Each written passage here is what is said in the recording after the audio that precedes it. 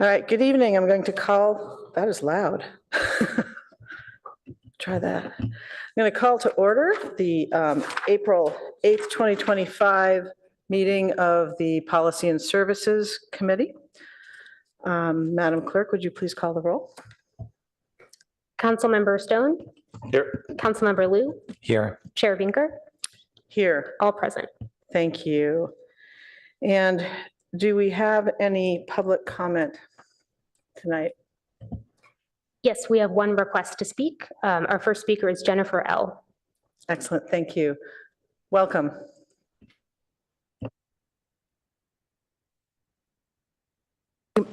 Good evening, committee members. I would like to submit for your consideration the recent opinion piece by Palo Alto resident Andrew Milne with 3 structural change recommendations regarding how the city engages with residents, your constituents, on budget and resource allocation decisions for fire resources management, but I would apply the same concepts to public health and safety management in general.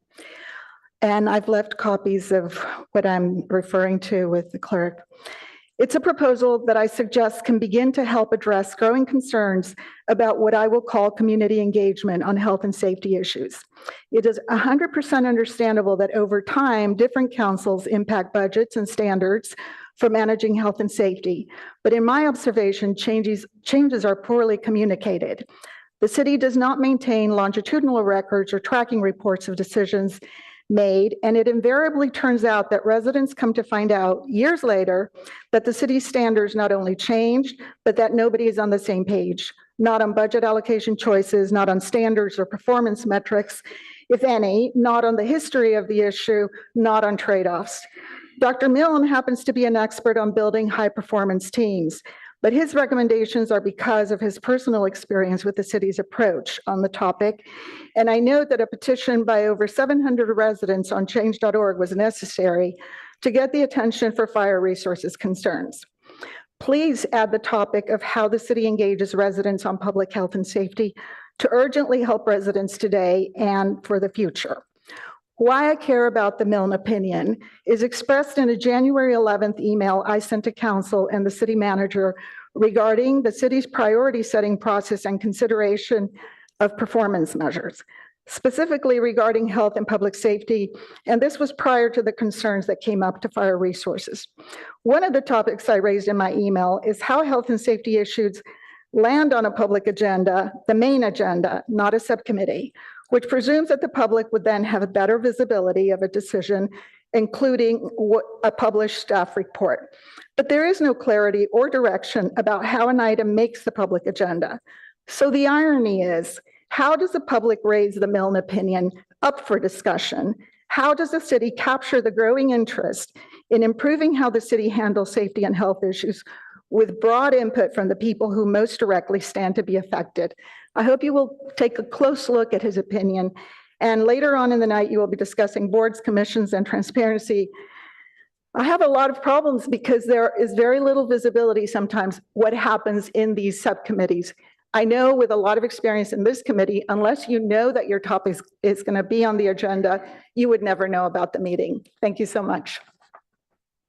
Thank you.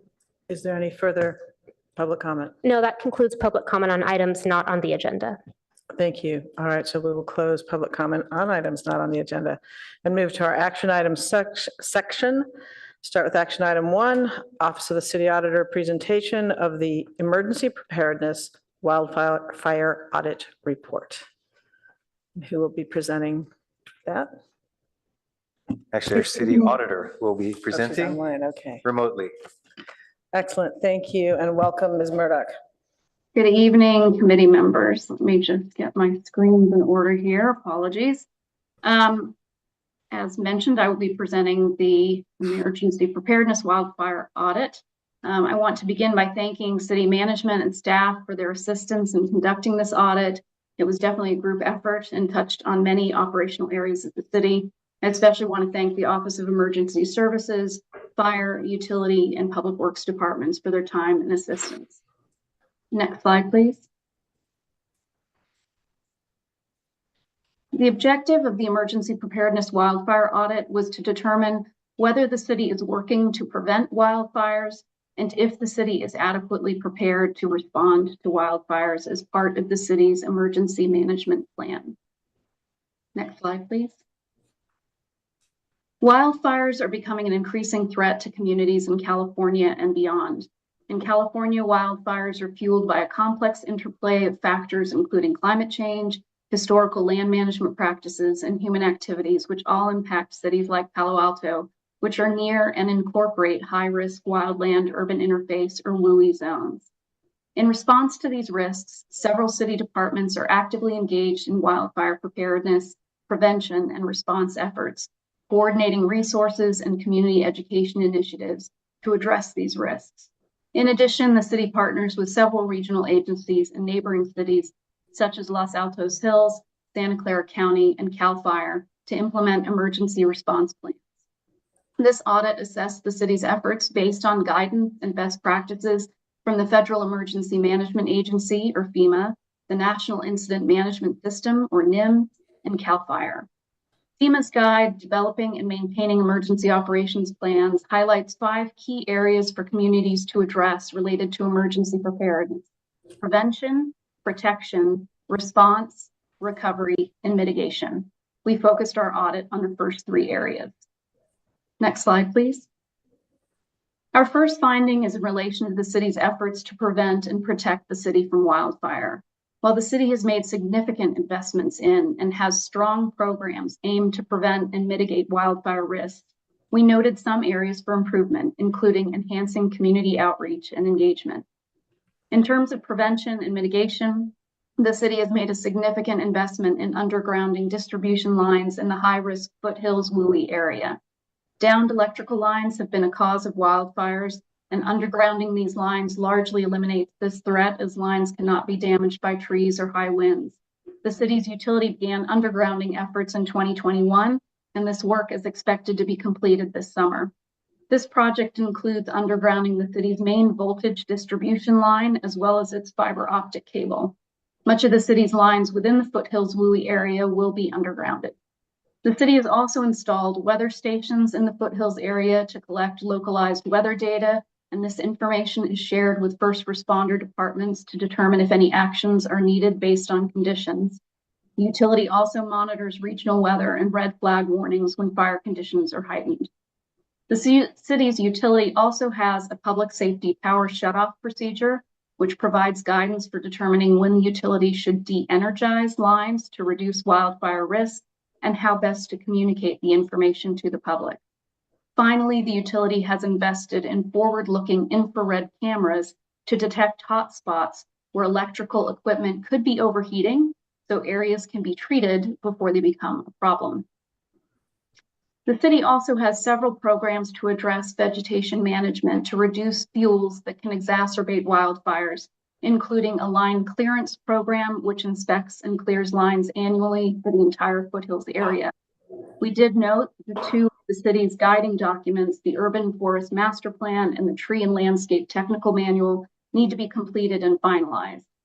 We also reviewed the city's WUI property inspection activities. We noted that in 2023, it appeared that 18 homes did not pass inspection and only 3 homes were re-inspected, with 26 homes having outstanding violations at year-end. Management reported that the city has begun using a new system to track inspection and is working with the IT department to develop more robust reporting capabilities to more easily track, monitor, and follow up on properties with violations. The city has a short-term contract with the Santa Clara Fire Safe Council to help with roadside clearance work and public education. However, we also noted that the city is not designated as a fire-wise community. This is a program that needs to be initiated by residents. As recommended in the Santa Clara County Community Wildfire Protection Plan, the city should work with Foothills community members to attain and maintain a FireWise USA recognition.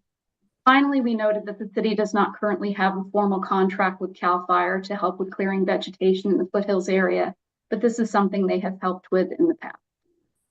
Next slide, please. While the city has implemented various programs and trainings to promote the community's wildfire awareness and prevention efforts, there's no comprehensive policy or set of requirements established for the city's overall outreach and education efforts. These responsibilities for education efforts are shared by several departments, including the Office of Emergency Services, the utility, and the city manager. Staff indicated that efforts were tracked in the past, but the position responsible for these efforts was eliminated. Developing the comprehensive plan to outline what information should be shared, how often, and in what form, as well as which department is responsible for which activity, may help with tracking the effectiveness of these efforts over time. We also looked at feedback from residents and utility customers regarding the city's education efforts. 45% of community survey respondents, when asked about the quality of fire prevention and education services, which we want to note were not specific to wildfire, responded with don't know, fair, or poor. 44% of residential electric customer satisfaction study respondents said they desired more information about what the utility is doing to prepare for emergencies like wildfire and earthquakes. Having a more comprehensive and strategic education and outreach plan may help to bridge some of these seeming gaps. Next slide, please.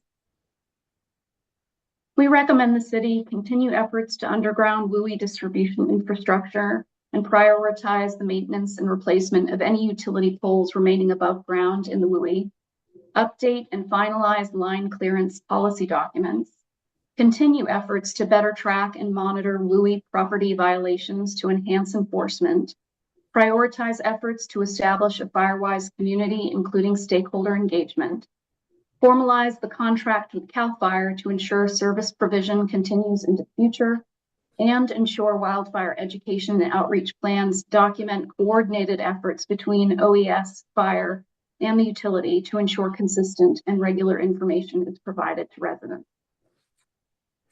Management agreed with the first 4 recommendations and partially agreed with the last 2 recommendations. Next slide, please. Overall, we found the city has a strong emergency response plan, but should consider if improvements could be made to evacuation planning, after action report recommendation implementation, and communication efforts. The city has 6 plans related to wildfire emergency response, and these plans largely follow FEMA's guidelines.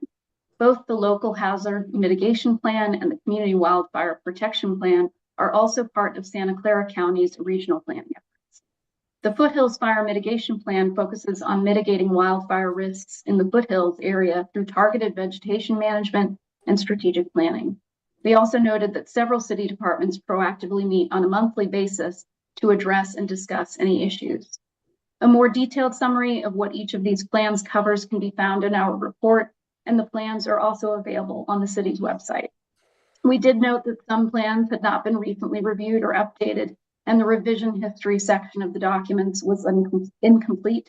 However, management noted that the older plans are currently under review and in the process of being updated. Next slide, please. We noted some possible areas for improvement related to evacuation planning, after action report recommendation implementation, and communication efforts. While the Foothills Fire Mitigation Plan addresses evacuation routes, there may be areas where the city could enhance its plans, such as identifying evacuation shelters and working with neighboring communities to establish operational procedures prior to an emergency event. We also noted that the city does not formally track or monitor the implementation of recommendations that arise from training exercises or after action reports that are completed after an emergency incident.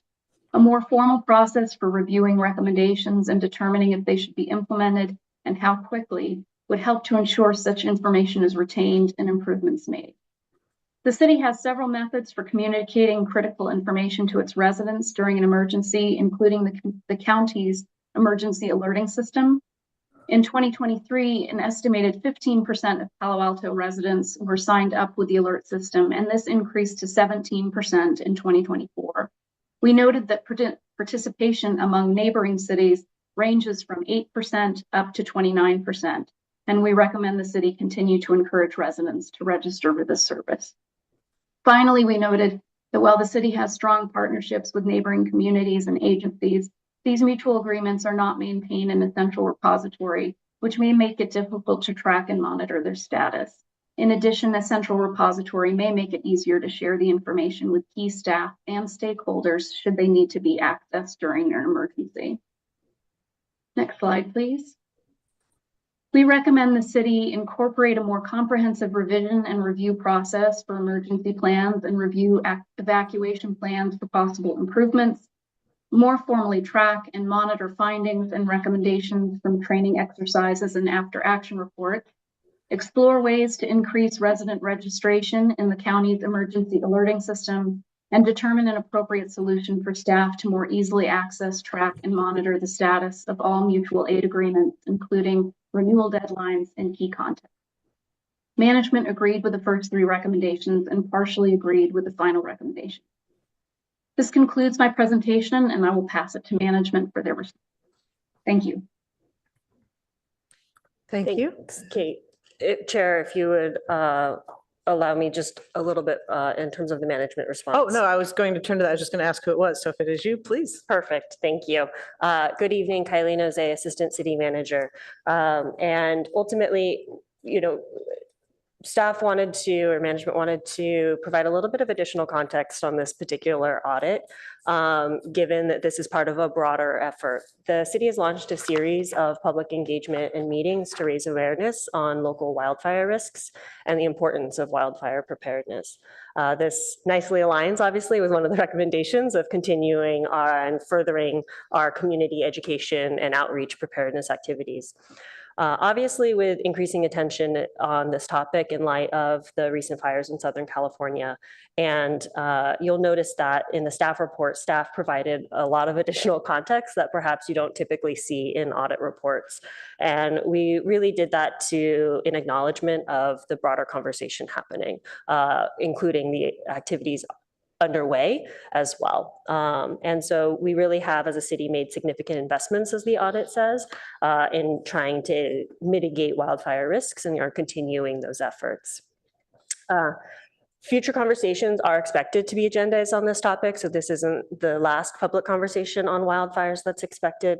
A news story that we released on March 26 highlighted a series really over a 3-month period of time on this topic, including a review by the council ultimately of revised fire hazard severity zone maps that were recently released by CAL FIRE. And so this, we can talk about it more, but ultimately adjusts the fire severity zones within California.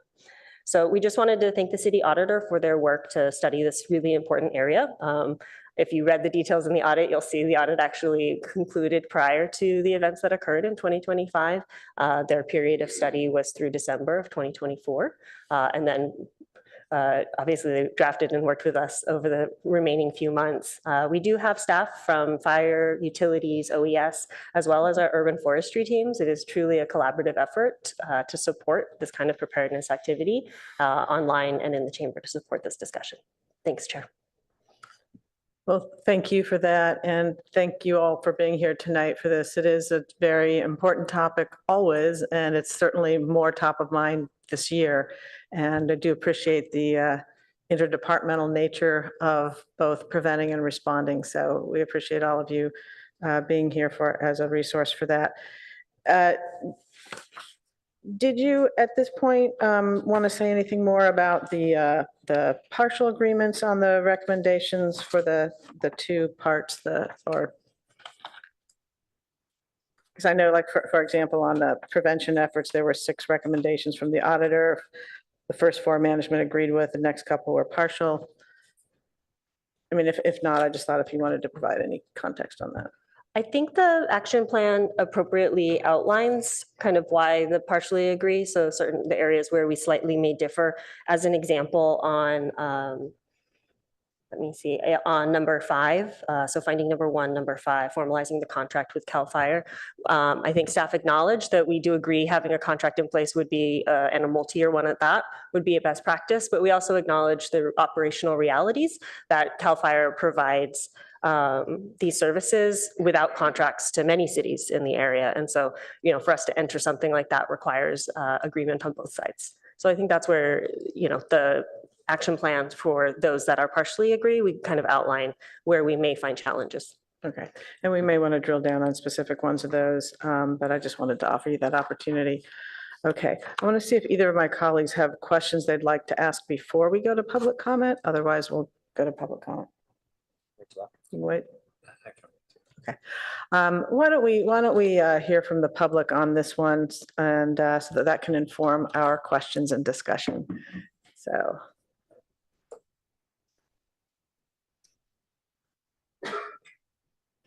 We'll give the clerk a moment to get the timer and name set, and in case we have any online as well. The online speaker left, so let me get the timer.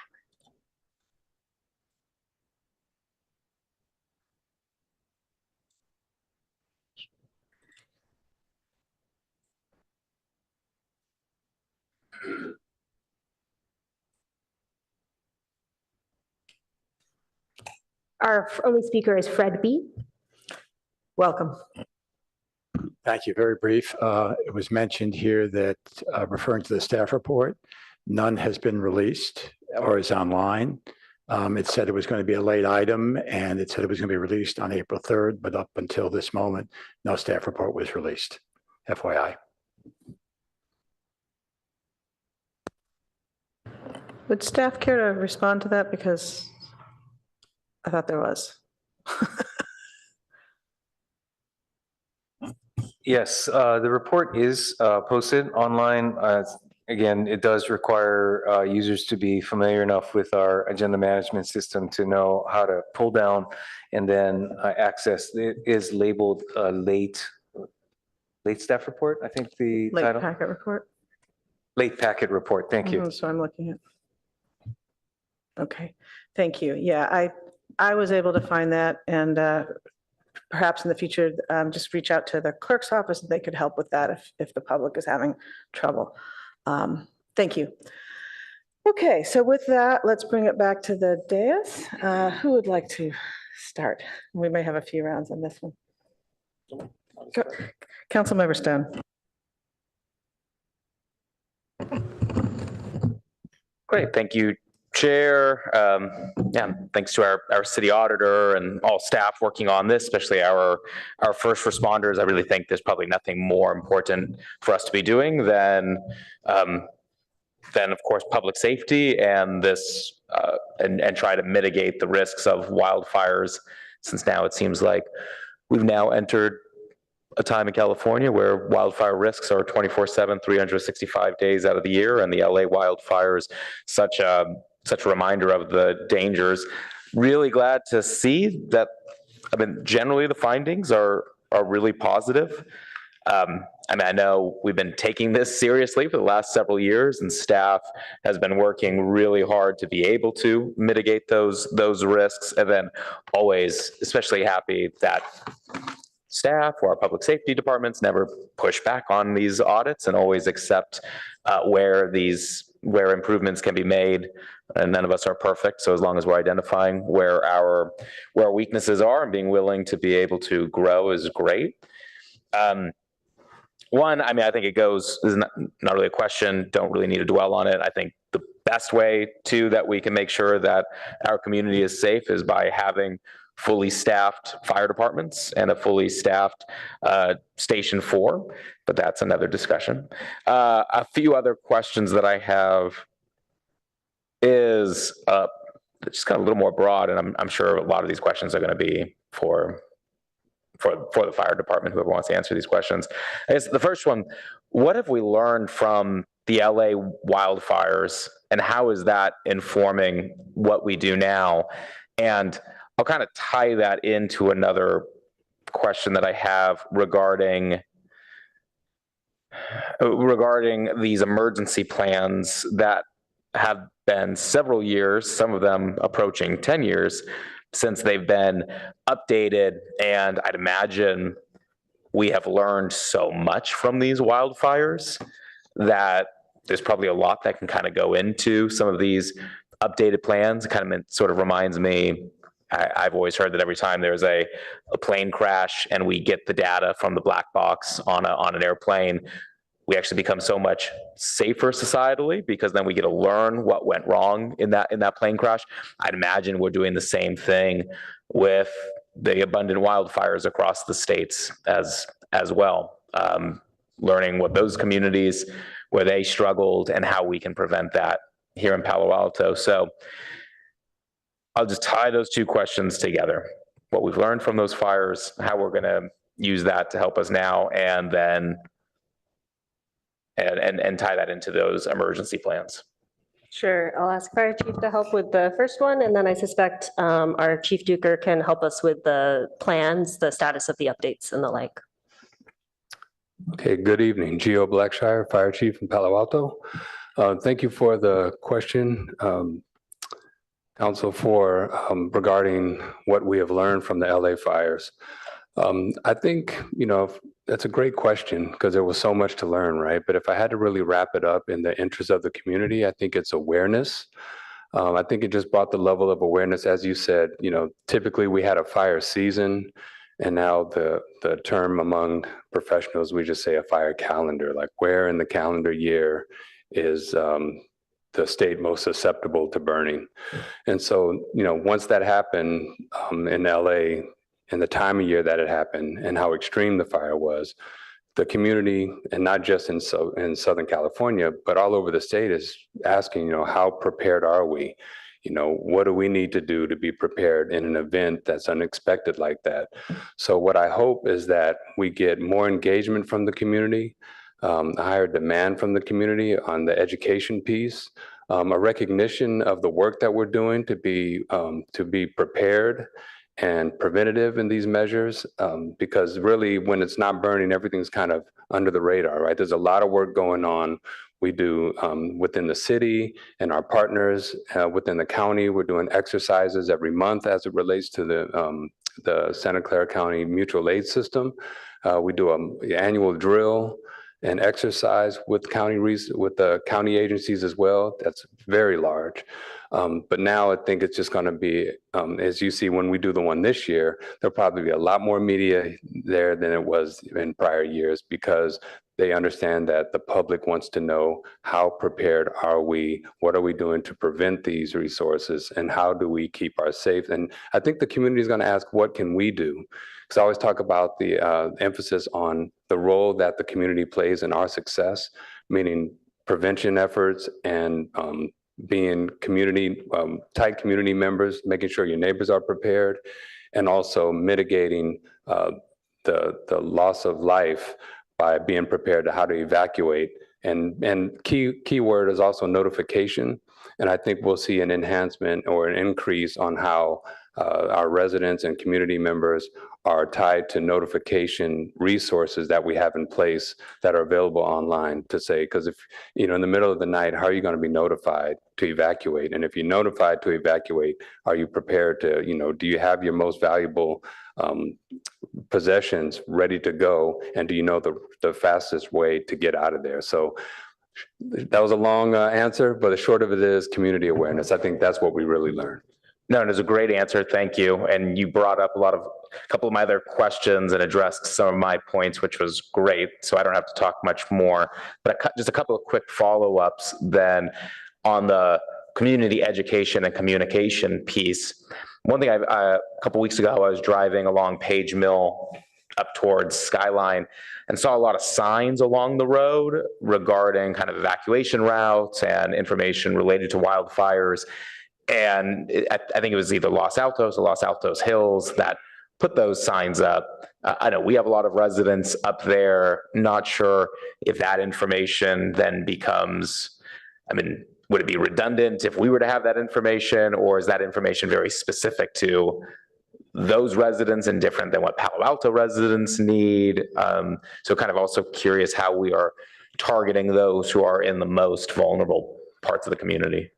Sure. So each district is responsible for, how they enforce particular signage or defensible spaces, et cetera. And that's one of that's one of the tasks that will come from, we talked about the fire hazard severity zone maps that were released, that's available for public comment right now. There are going to be some measures that will be addressed, and one of it is signage. Are you going to have the proper signage in the areas that reflect the higher severity areas? Are the roads wide enough? And it'll also put a different measure on the defensible space in those areas. So I anticipate that we'll have enhanced signage in Palo Alto as well. Great, thank you. You're welcome.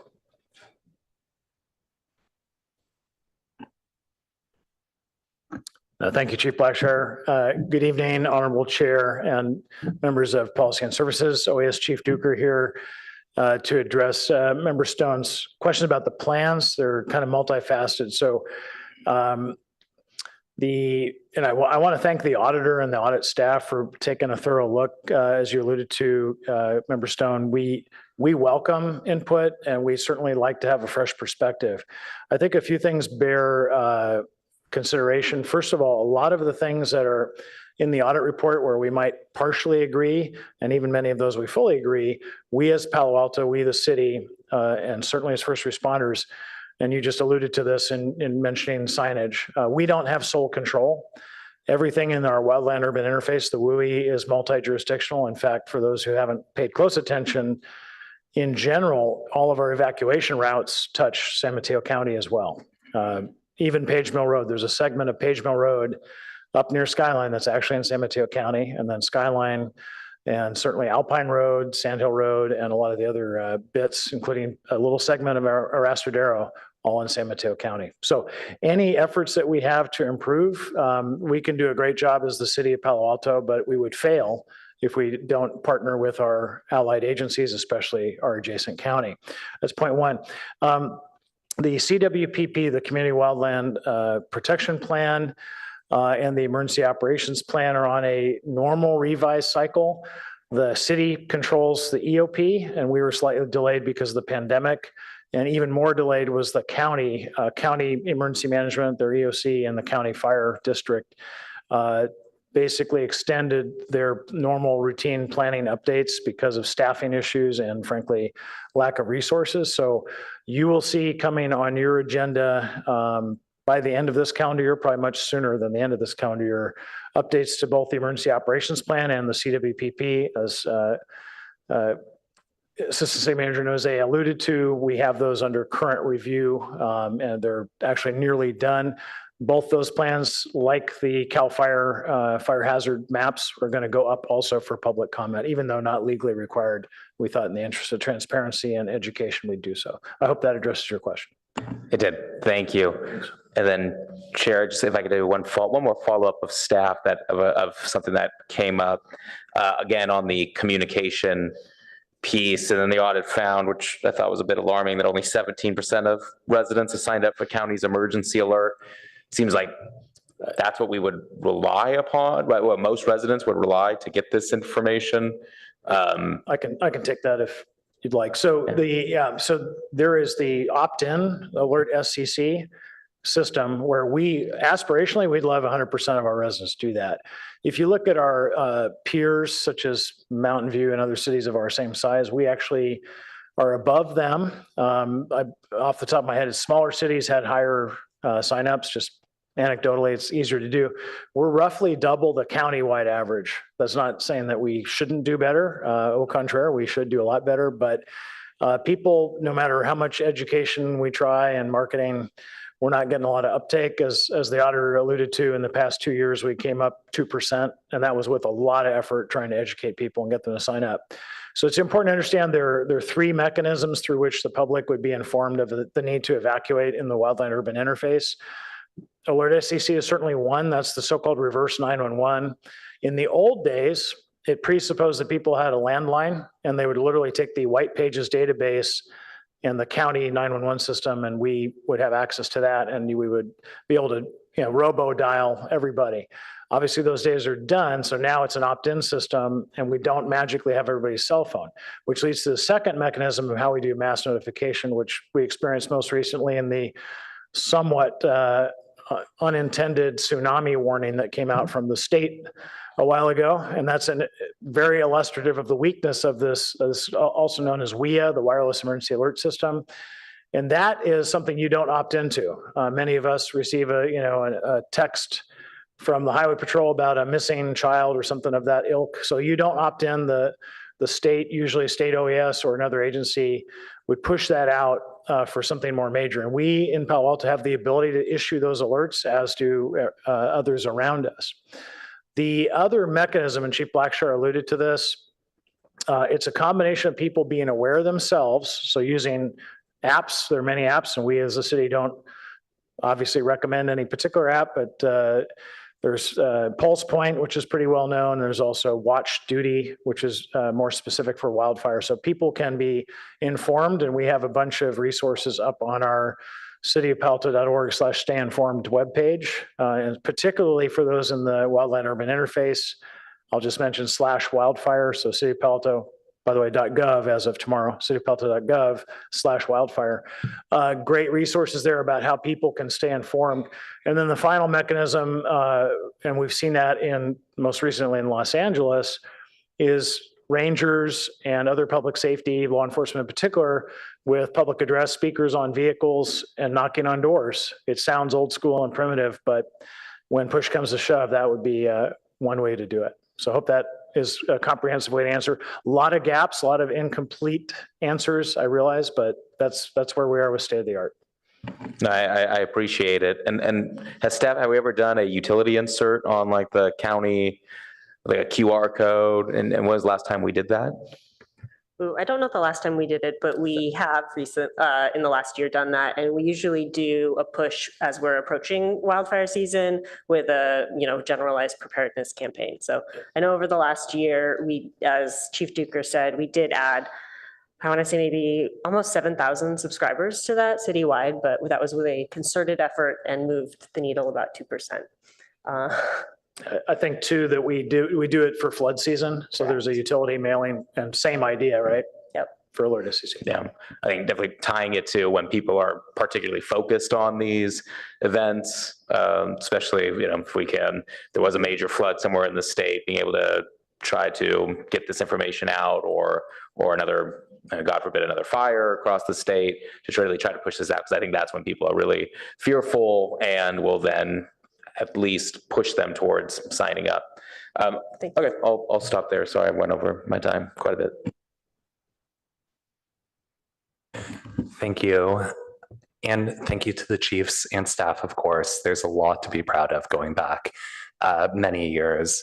I have, a series of questions, so I'll try to, hopefully we can try to keep the responses brief. Just for context on the scope of this audit,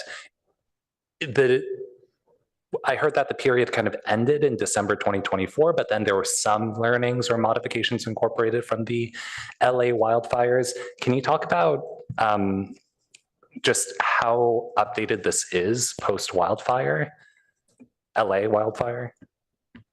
So I would say that the report itself did not have updates relative to or past December timeframe. It was more working through schedules and the management response and edits to the report that ended up pushing the time frame until now. Okay, so minor tweaks, but we haven't substantively looked at LA specific failures and tried to test them against our systems necessarily. Correct. Thanks, Kate. And just a little bit more on that from a staff perspective. What did also occur between when the actual study evaluation was being done and now is obviously we wanted to provide the context in the staff report of all the activities underway, including some of the things that we are doing with our partners regionally in the wake of the Southern California fires. So we are coordinating with our partners on, learnings from the events down south, as well as doing and starting to coordinate tabletop exercises in the wake of, so that we can further solidify and bring those learnings into the organization. Okay, thank you. And maybe just segueing to one specific learning potentially from the LA wildfires is around advanced notice. So it's really good to hear about the power shutoff procedure and local weather stations and fire/smoke sensors. But I also realized that a lot of those warning signs were present in LA, where the staff issued warnings, but some of those warnings didn't make it to the mayor, or some of the warnings made it to the Department of Public Works there to refill the water tanks, but not to fully mobilize staff in a particular way. Did we evaluate other city procedures kind of beyond the power shutoff procedure and how information would be routed and I don't know, trips would be canceled so people would be in town, things like that, that were issues for the LA fires. So, you know, it's always hindsight is 2020. I will say that, you know, beyond looking at kind of everything that you saw in the audit, which it's a very broad topic, right? And there are a lot of different things that the city's doing. So in terms of looking at the specifics you just mentioned with relation to Palo Alto, I don't think that we necessarily uncovered anything in relation to those topics. I will also say that with LA, right, a lot of their those insights came after the fact. And when you're doing an audit like this before an event, and it's not an after action sort of audit of an event, it's sometimes hard to anticipate what things might come up. So hopefully that. When if I could add, Councilmember, that again, understanding the scope of the audit and certainly not wanting to put all of our preparations simply within the context of that audit.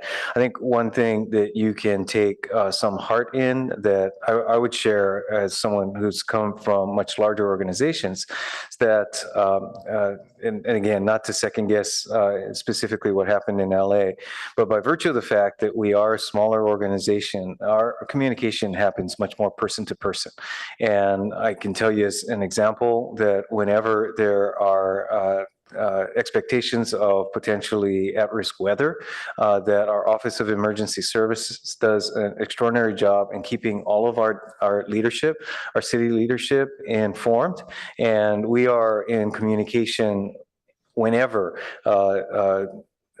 warning signs are apparent. And that happens at an interdepartmental level that you don't see in larger organizations, really by virtue, again, of the personal relationships and the expectation that we are individually taking responsibility for the areas and our communication across areas of responsibility. So again, not to suggest that we've got it figured out, but there is an advantage to being a smaller organization that relies on the contact and the expectation that people are staying in touch and communicating both across departments as well as within departments for ensuring that we are as prepared as we can be when the time comes. Yeah, that is really reassuring to hear. And perhaps as part of coming plans, we could also kind of have a procedure at which point we might notify the city council. And we might also make it clear to staff that if situations are high risk or if there is a fire, not to hesitate to wake up, to, you know, call at 10 p.m. the city manager or mayor or things like that. I think sometimes those practices are good to write down so that people know that that they can wake other people up for emergencies and things like that. We wake people up. Okay, great. I'll assure you of that. Okay, great. Point well taken. Okay, that's and actually, great to hear. we don't sleep, quite frankly, when we are in those situations, and again, relying on each other. Mm-hmm. Thank you. There's also, of course, we mentioned 6 plans. I think I saw actually 7 in the staff report. Did we consider or think about any recommendations to make those plans easier to cross-reference or have a master plan? I can imagine it will be quite difficult, depending on the situation, to flip through all the plans and know again what we're actually committed to doing. Yeah, absolutely. Point very well taken. I think you know, part of our dilemma is that several of the plans are not of our creation. They are mandated, whether it be by the state or they're owned by the county. But that said, and let me ask Chief Duker to comment on this, that there has been evolution along those lines, recognizing that integration and moving across disciplines and jurisdictions is in everyone's interest. Ken, accurate? Yes, sir. If I could add, So there is an evolution to streamlining and Commissioner, to your point, absolutely making them more accessible and less redundant, especially when they could present conflicts internally. So for example, the local hazard mitigation plan, also now known as the local hazard mitigation adaptation plan, because it includes climate issues, used to have a separate plan called THIRA, which is the Threat Hazard Identification Risk Assessment. And it's because of completely different evolutionary paths, if you will. One was LHMP was more natural hazard focused and THIRA was more terrorism focused. And they have tried to they being FEMA, have tried to rationalize these plans. We at the state OES level and county emergency management level are still digesting how to do that. Some of the, frankly, the best management practices are still in a state of flux and evolution. As I alluded to, not an excuse, but a statement of reality. The pandemic period, to a large extent, put planning into suspense in many cases because resources were completely used up. And frankly, a lot of people were burned out or retired. And we have to be acknowledging that as well. I will say that to Council or to City Manager Shikata's point, the plan we do control is the emergency operations plan. And so that also known as the basic plan.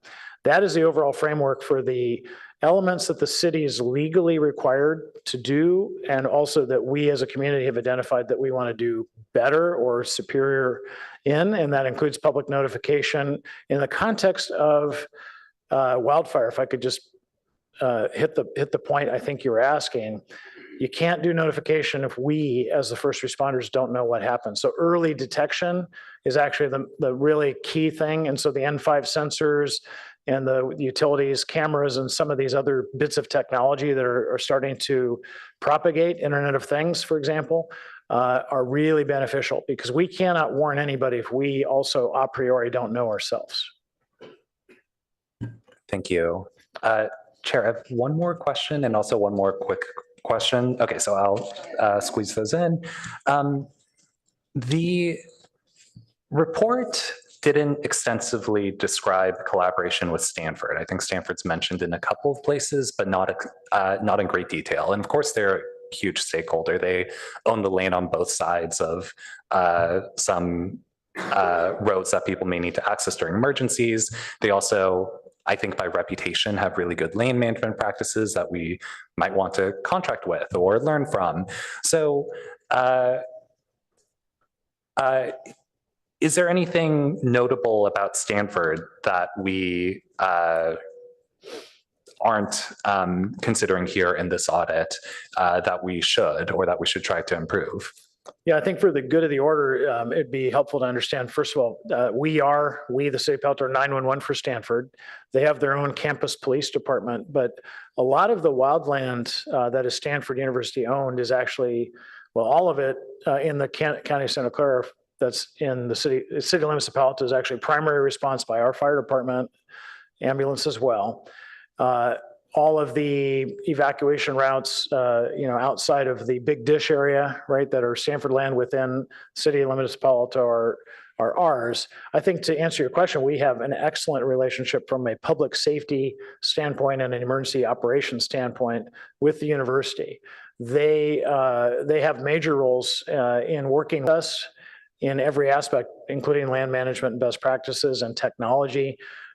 As alluded to in the staff report, the N5 sensors is actually a joint venture with the university, also with the Woodside Fire Protection District in San Mateo County as a case study there. Yes, I saw that, and I saw that was seemingly the only substantive reference to Stanford. But it's great to hear that there's collaboration, and maybe it's worth exploring more collaboration. Somewhat facetiously, but they have a lot of goats. Maybe we can borrow them or rent them or something. Okay, I had one last question about the undergrounding of utilities.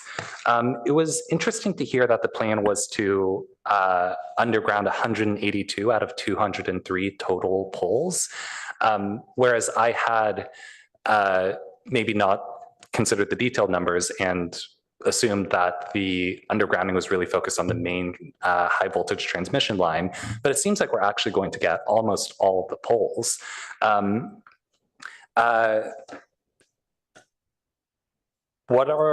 Is that right? And are we thinking just undergrounding all the poles in the near future, or what's the kind of gap here? Sure. Thank you for that question. I will do my best, and hopefully our Chief Operating Officer, Alan Kurtori, can correct any gaps that I may have. So you are correct. Our highest priority is to underground the transmission corridor as the kind of primary goal, and frankly, our a priori goal right now. However, we are looking to basically underground poles in the high fire threat zone. You notice in the report that not all of the poles are right now slated, and that's because they're just in certain specific areas, further design engineering outreach that needs to happen before we can actually take those measures.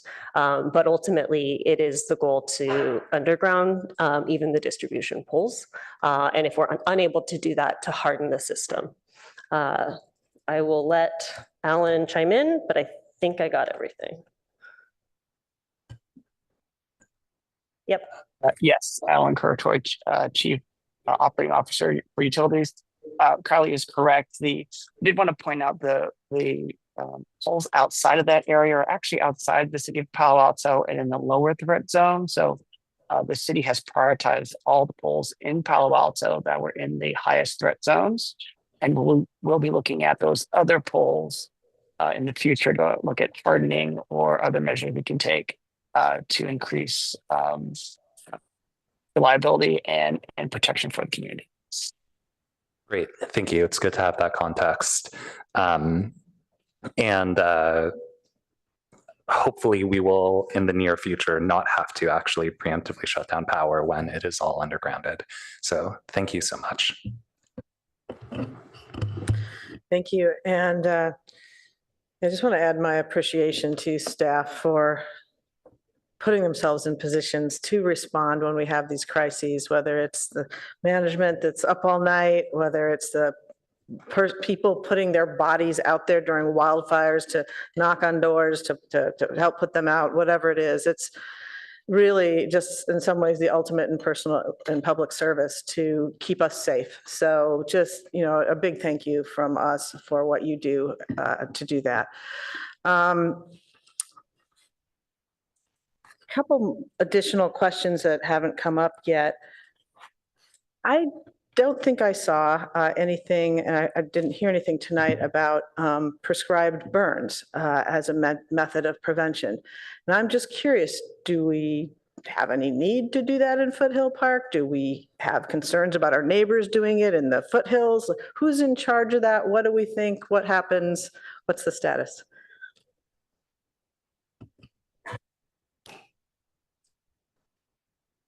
Geo Blackshire, Fire Chief. So that is a very effective preventative measure to do controlled burns in certain wildland urban interface. I would say it's been about, goodness, maybe 12 years or so since we've done that in Palo Alto.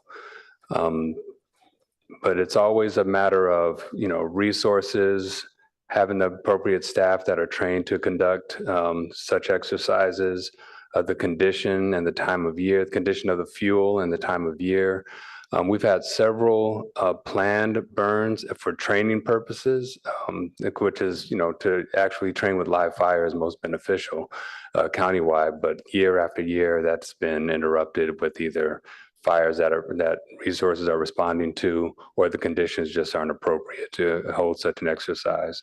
So this year, as I talked about the county fire exercise that we'll be doing, there is going to be a prescribed burn portion of it. Again, assuming all conditions, it's not too wet where it won't burn, or too dry where it'll burn too fast.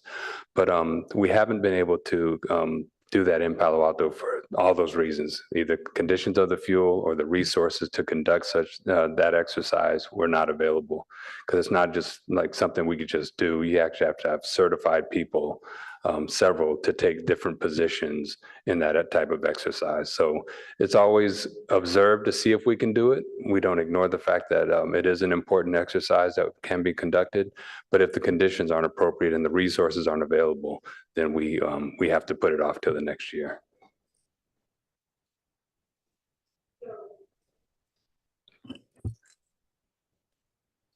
So you've mentioned it as an exercise and you've mentioned it as a preventative. And I think I'm mostly concerned about if we think there is a need in the sense that it can really mitigate risk in an important way. Is that, resources that we should consider allocating? I understand about conditions and when you say conditions, do you mean that the vegetation isn't at a state where it's necessary, or are you saying that it's not in an appropriate state for the burning itself? Yeah, so sometimes it's too wet to burn. Sometimes it can be too dry and windy. So that's what I mean by the conditions. The benefit is also fuel removal. So there's different ways to get that type of fuel down by mowing it, disking, they call it, widening certain areas of fuel breaks. So what we do now, which I think is most effective outside of a live burn, is hazardous fuel removal, both with city and partner resources. But it's, ideally for the purposes that I stated, controlled burns are very beneficial, but it's just very hard to pull that type of exercise together because of again, time of year, condition of the fuel, resources available, et cetera. Sure. And I was just thinking of it in with respect to fuel removal and hoping that it would be less labor intensive once you got it going than mowing perhaps the same area. But I don't know that. You're the expert. But I was under the impression that's why sometimes it's done in hard to reach areas or areas that vegetation removal is difficult. I'm familiar just a little bit with the conditions you described because that's what the Air District does, is helps say you can do it next Tuesday, Thursday, don't do it Wednesday, the winds or whatever, it's the wrong conditions for that, you'll smoke out the neighboring town or whatever. Right. So, but that's why I was just curious, 'cause I had not heard of us doing that. And so I was just wondering if that was one of the tools we use sometimes for fuel removal. Right. And on the contrary, we controlled burns are conducted where access is easy because that's where typically, so if sometimes you'll drive up the interstate on the 5 and you'll see some controlled burns that are off the side of the road for that reason. So you want to eliminate the fuel that's most accessible because that's where people, that's one of the leading causes of fires is fires that are started by people. So again, it's best to remove the fuel from where it is most accessible because it's usually light fuel. They're not going to light like large trees and bushes on fire unless, again, it's in a controlled state. But to do it where it's least accessible is not as common. Yeah, and so that's why you're the chief and I'm not. But I guess what I'm trying to get at really is whether you feel like we can mitigate the risk sufficiently without it, or whether you would like to have more resources to do it. That's all. I just hadn't heard much discussion about it. Yeah, I mean, I do agree with you. That is, because when you do the controlled burn, it burns the fuel all the way down to the soil. When you're mowing or disking, there's still some very light fuel, but the fuel is lowered so much that it burns at a very, very slow rate. So it is effective, as long as there's fuel there's something to burn. But the whole point of taking the fuel down is that it burns at a very slow rate. Okay. So, ideally, we would like to do it. It's just hard to get everything aligned till we can pull that off. But we always try to figure out if it's an opportunity every year, and it just hasn't been. Okay, thank you. Thank you. And Ms. Murdoch, is that something that you all look at in your audit in terms of prevention risk? We did look at various vegetation management programs that the city has, including their partnership with CAL FIRE, which does do a lot of that roadside clearing. Is that answering your question, or? Yeah, I was just curious. No, thank you, Chief, and thank you, Ms. Murdoch. I'll move on to my next question, which is following up on actually what each of my colleagues have asked a bit. And that is, and this may be to Mr. Curatori or to Ms. Nozay, the public safety power shutoff protocol. That was a big deal. It talked a lot about in the LA fires. And because we run our own utilities, that is something that, you know, isn't left to PG&E, but is to us. And so I'm curious, when it was either put into place or last updated, whether that power shut off, you know, by whom it is done, and if we would always have the people around to do it. And what, if anything, did we learn from LA with respect to our protocol? All right, thank you for that question. Let me try and start out. So, unless I hear Alan. No. I could answer if that would be helpful. All right, go ahead, Alan. So our public safety power shutoff are described in our wildfire mitigation plan. We do update that annually with the best information from not only PG&E but other POUs. In fact, I was just having a conversation with Pasadena's senior assistant general manager on their experience on the wildfires, obviously in Los Angeles. So we are informed by what has happened in LA, and we also use that information to refine our protocols as well. So the city does have their protocols in place. When we had the red flag warning, we did have staff 24/7 on site so that we can initiate public safety shutoffs. And we also had our communications team available 24/7 to inform the public.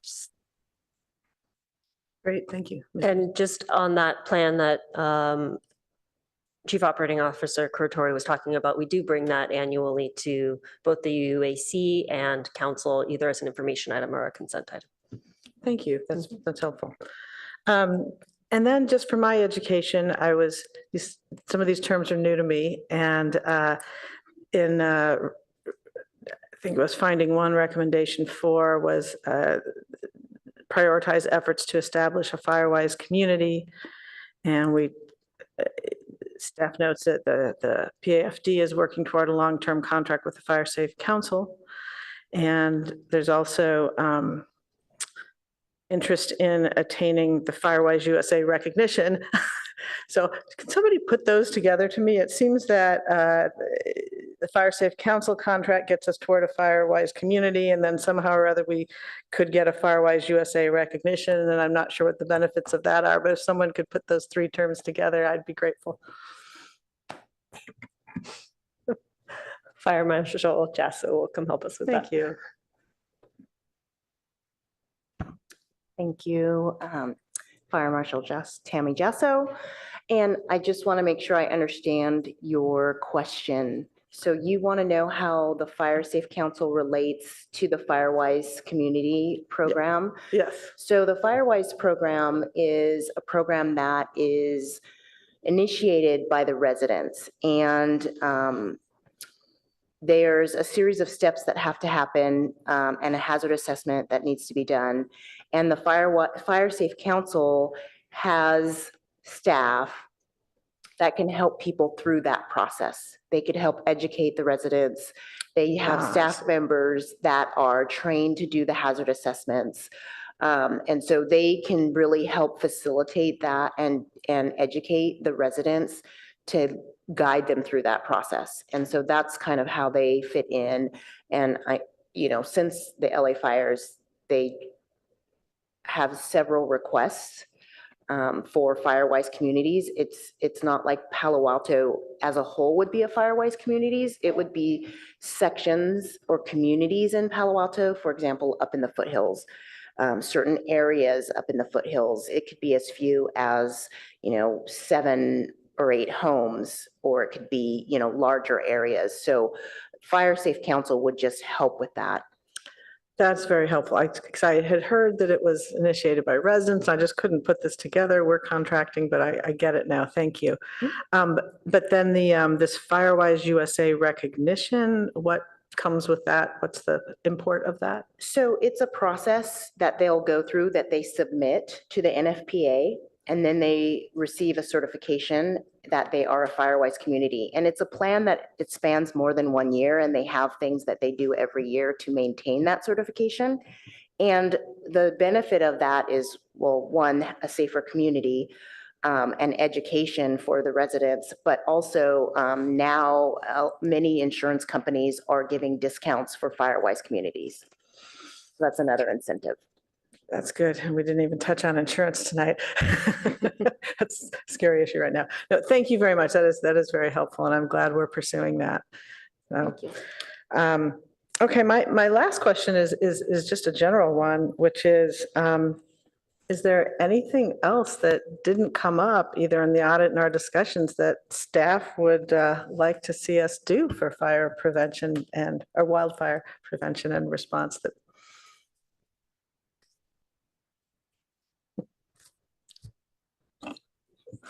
Well, again, appreciate the opportunity.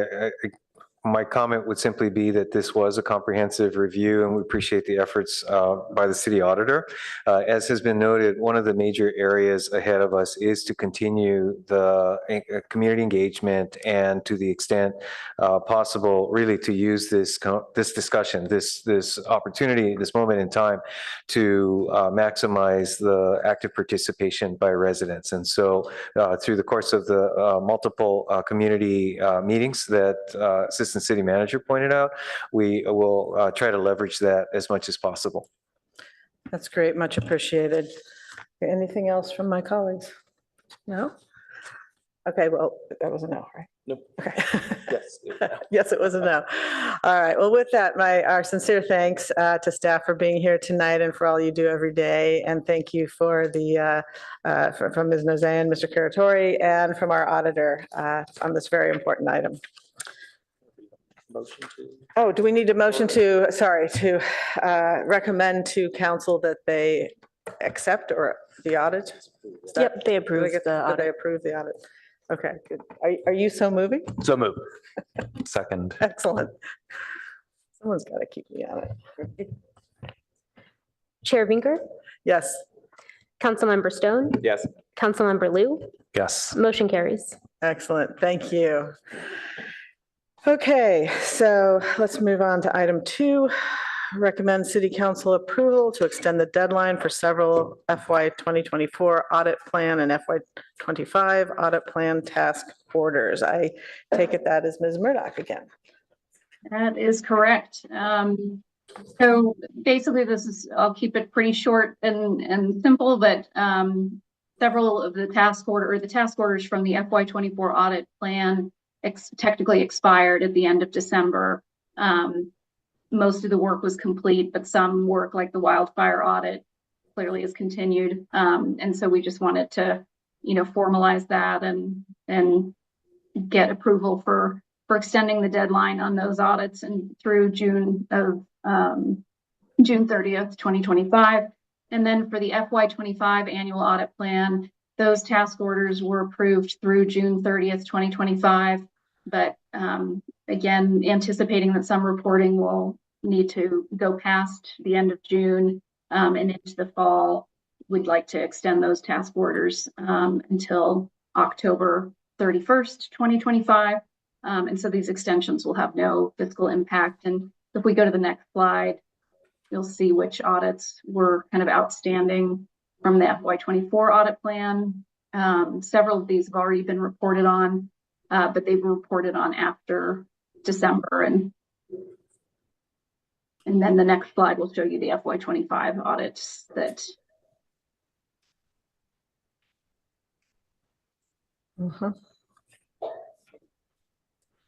Okay. I take it you don't have anything further at this point. Okay. Madam Clerk, is there any public comment on this item? No, there is not. Okay. Are there any questions or comments from my colleagues? Go ahead. Thank you. I'm curious if we expect these delays to persist such that really these delays could stack and we might need more extensions for the next set of audits. Yeah, so how do we make sure that doesn't happen, or what's happening behind the scenes? Sure, I think that's a great question. I think part of what you're seeing is with the change in leadership in the audit office that happened in the spring of 2024, we did get a little behind schedule. And so we've effectively done 2 years worth of audits in about 1 year. And so given the nature of Policy and Services Committee and that there are other priorities and other things, and just the fact that it's, you know, been, I think, a larger burden on the city than they're used to in terms of audit capacity, if you will. We don't anticipate this moving forward. So we will start the next audit plan for FY26 in July. And those will have a full year, whereas these audits really had about 6 months to get done, which is a very tight time frame for not only getting all the audit work done, but then there's oftentimes quite a bit of back and forth between the audit office and management to ensure that everything in the report is accurate, that it's complete, and that, you know, we can arrive at solutions that make sense. So hopefully that helps, but not something I anticipate being problematic in the future. Okay. Just out of curiosity, actually, in what sense did we do 2 years of audit in 1 year? Sure. So the FY24 audit plan did not begin until June of this year. So instead of starting those audits in January, we did not begin those audits until June, and we were trying to wrap all of them by December. So that was only about 6 months to get what would typically have been the full year that we would have had to do those audits.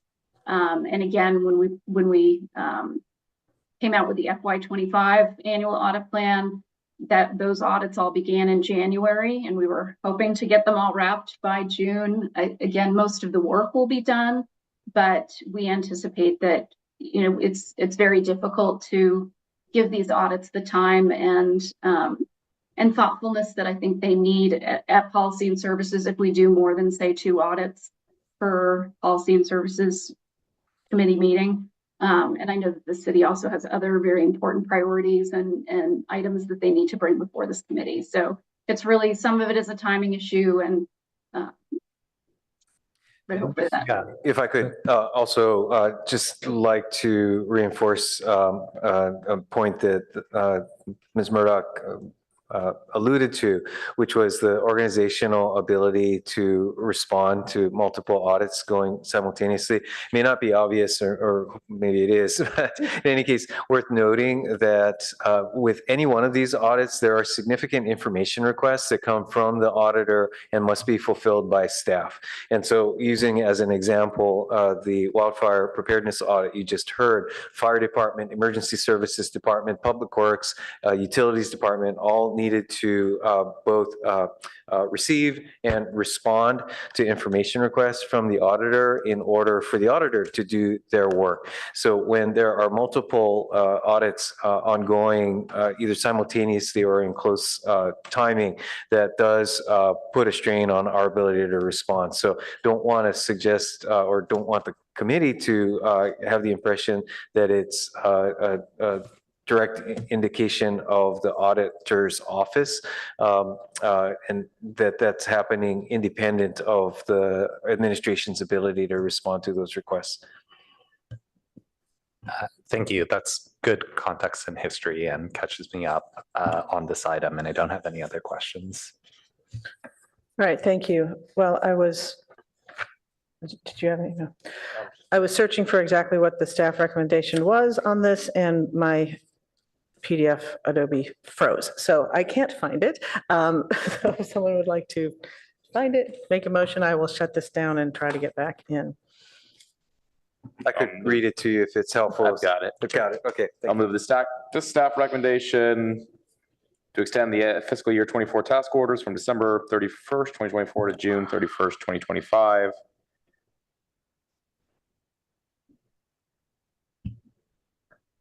And the fiscal year 2025 annual audit plans. Sorry, from June 31st, 2025 to October 31st, 2025. I'll second that. This is crazy. All right, are we ready for a vote? Yes.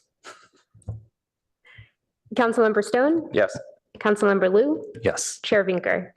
Yes, Motion carries. thank you. Okay, and with that,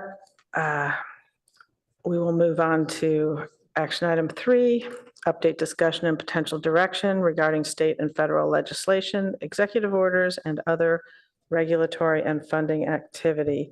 And if you could just give me one more moment.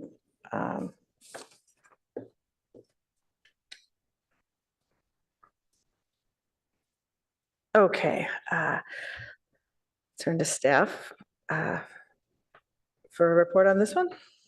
Is that Ms. Cottongate or It Deputy City is, Manager? it is actually me this evening. I am joined online by Christine Pryor, Deputy City Clerk, and I'm joined online by Chantal Cotton-Gaines, Deputy City Manager, and Carly Shelby, Senior Associate at Townsend Public Affairs. So the item today has 2 main portions. The first is a discussion on bills with recommended positions.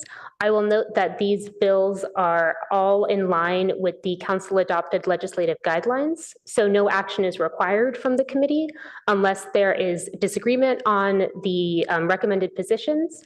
But of course, if the committee would like to offer thoughts on what could possibly be included in the advocacy letters, we're happy to receive that. The second portion of the item is to provide feedback on the monitoring list. This is a living document that Townsend maintains for the city where they watch legislation of interest to the city. Townsend and city staff review this on a regular basis. And if the council or the committee would like to add anything, we are happy to consider that as well. And for more in-depth on the different bills laid out here and other state updates, I will turn over to Ms. Shelby. Yes, thank you. I hope you guys can hear me all right. Good to see you all again. After last night's very thoughtful discussion over Senate Bill 457, we really appreciated that. And I did follow up with the senator's staff this morning, and they're really excited that the city has agreed to support that. So more to come on that, and we can also discuss that along with some other legislative proposals. I do want to note that it's an incredibly busy week in Sacramento. I literally just got back from the final policy committee that was still in session late into the evening. The legislature will be breaking for spring recess this Friday. So everybody's kind of trying to rush to the finish as we wrap up some of our policy committee deadlines here. So just as kind of a brief overview of this presentation, we'll go over some of our bills with positions, including the one that we took last night. And then I have some recommended positions that align with our platform, and then some notes on things to look forward to. Next slide, please. So getting into our bills with positions, on local artist protections, Senate Bill 456 was really born out of some discrepancies between the definitions that were perceived to surround local muralists. And there were some letters going around the state related to local public art programs and the public funds that were used to support them, and whether or not those muralists were licensed under state contractors licensing law, which sometimes requires apprenticeships, years of education, and things that really are not in line with artist expression. So this is a bill that would exempt artists who paint murals from provisions of contractor licensing law to ensure that they have kind of unbridled artistic expression, and that they're not treated the same as like a licensed painter who's kind of in a different category within themselves. So this is a bill that we took an early support position on, given that there were immediate impacts to our local art program. I testified in committee on behalf of the city's position on this. It did pass its first policy committee. It will be heading to the next step in the legislative process, so that bill is moving forward. And then we have on development standards, the surrounding the builder's remedy, Senate Bill 457, which we discussed last night. I don't really have to get into this too much more. We'll discuss another bill that's somewhat similar to it or complementary, I would say. But this is one that we ultimately decided to support. It will be moving to the Senate Housing Committee on April 29th. And from there, it will go straight to the floor. It is not keyed to have a fiscal impact on the state, so it gets to skip that appropriations committee step after that. And then next slide. So getting into recommended positions, this is a bill that I think is very complementary to Senate Bill 457. And this bill is sponsored by the League of California Cities. It has to do with the cadence by which HCD or the California Housing and Community Development Department that, implements the RENA cycle, how they communicate with local governments to ensure that there is uniformity, greater clarity, and transparency. So this bill really has a couple of components.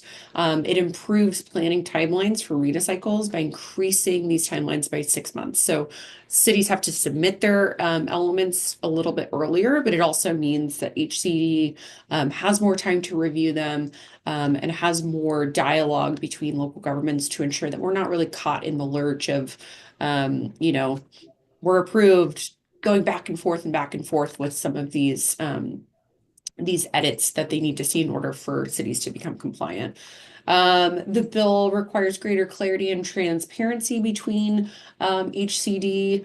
It requires that there be exact language and analysis from HCD on what it expects jurisdictions to include in order to address any deficiencies within their housing element. So it can't be non-uniform. City of Menlo Park is getting one answer and City of Palo Alto is getting another answer. It has to be incredibly uniform. And then it creates a standardized format for compliance reporting. So we view this as something that is complementary to the goals of Senate Bill 457. It's a little different. There's not a lot of overlap in terms of the code sections that they seek to amend. But I did have a conversation with Assemblymember Pappin's staff today about kind of the relationship between the two bills. And it sounds like both authors are looking to support each other's goals there. So, the benefits of this bill we see as, establishing a more predictable planning cadence, improving methodology development, and really reducing our compliance risk so that we don't have these things like builder's remedy and some of these unplanned projects that are, not comparable to our local planning standards that kind of move forward in this process. So we were recommending a support position on this bill. Next slide, please. This is a bill that was mentioned last night, AB 306, and it is really making the rounds. It's something that we've had extensive conversations with committee staff, with author staff, with other stakeholders on about some of the impacts of this. So this bill was really born out of the desire to expedite housing after the LA fire. The LA fires and the tragedy that, is kind of in their wake. So this bill is by Assemblymember Schultz and is also co-sponsored by Assembly Speaker Rivas, which gives it a little more teeth as it's moving through the process. It's actually crossed over to the second house. So we're hoping to get more of a dialogue in the second house because it really sailed through without a lot of input from members. It creates a moratorium on the adoption of new state and local building standards affecting residential units from June 1st of 2025 to June 1st of 2031. So about a 6-year moratorium. Local governments under that moratorium would be prohibited from making changes to existing building standards unless specific conditions are met. So these are not things like our REACH codes and some of the things that cities like Palo Alto are doing to go above and beyond in terms of, implementing our climate goals. So in terms of our impacts, we do view this as absolutely, it's a preemptive measure. Anything that says that cities are prohibited from doing X raises red flags because we really want to have local autonomy over our building standards, including, climate adaptation and energy efficiency initiatives that cities like Palo Alto are kind of leading the charge on. In terms of climate goals, we, new REACH codes, to achieve emission reduction targets. I mean, this is something that works against that. And then there are economic implications. You know, if we're not able to include new heat pumps, new, energy efficient cost savings and improvements into some of these residential developments, that's longer term costs on residents. So we're recommending an opposed position. We know that this aligns with a number of other local stakeholders that includes CalCCA. I believe Cal Cities is taking this to their board. They could be opposing it soon or looking for an opposed unless amended position. But there are a number of local agencies that are circulating action alerts on this. So we are recommending an opposed position. Moving on to Brown Act flexibility, we're kind of calling this year the Brown Act flexibility Super Bowl a little bit, post COVID. I mean, that kind of already happened during COVID. However, there are a number of Brown Act flexibilities that are set to expire at the end of this year. That includes provisions that were originally included in Assembly Bill 2449, which was passed in 2022. And that is the one that allows you all to utilize teleconferencing if you experience a medical emergency, if you have to travel for a conference, or other specified emergencies wherein you're not missing more than, I believe the threshold is 20% of the total meetings. So AB 259 by Assemblymember Rubio is basically the exact same thing as her previous bill from 2022, but it just eliminates that sunset date. So we don't have to keep coming back to re-engage this process. And then Senate Bill 239 by Senator Ergin. This allows advisory only subsidiary bodies such as the Policy and Services Committee within the city of Palo Alto to meet via teleconference without having to adhere to all requirements of the Brown Act. It does require at least one physical publicly accessible location, and there's some other provisions there. But we view this as good public policy that, allows you all to participate on multiple boards, allows for more flexibility.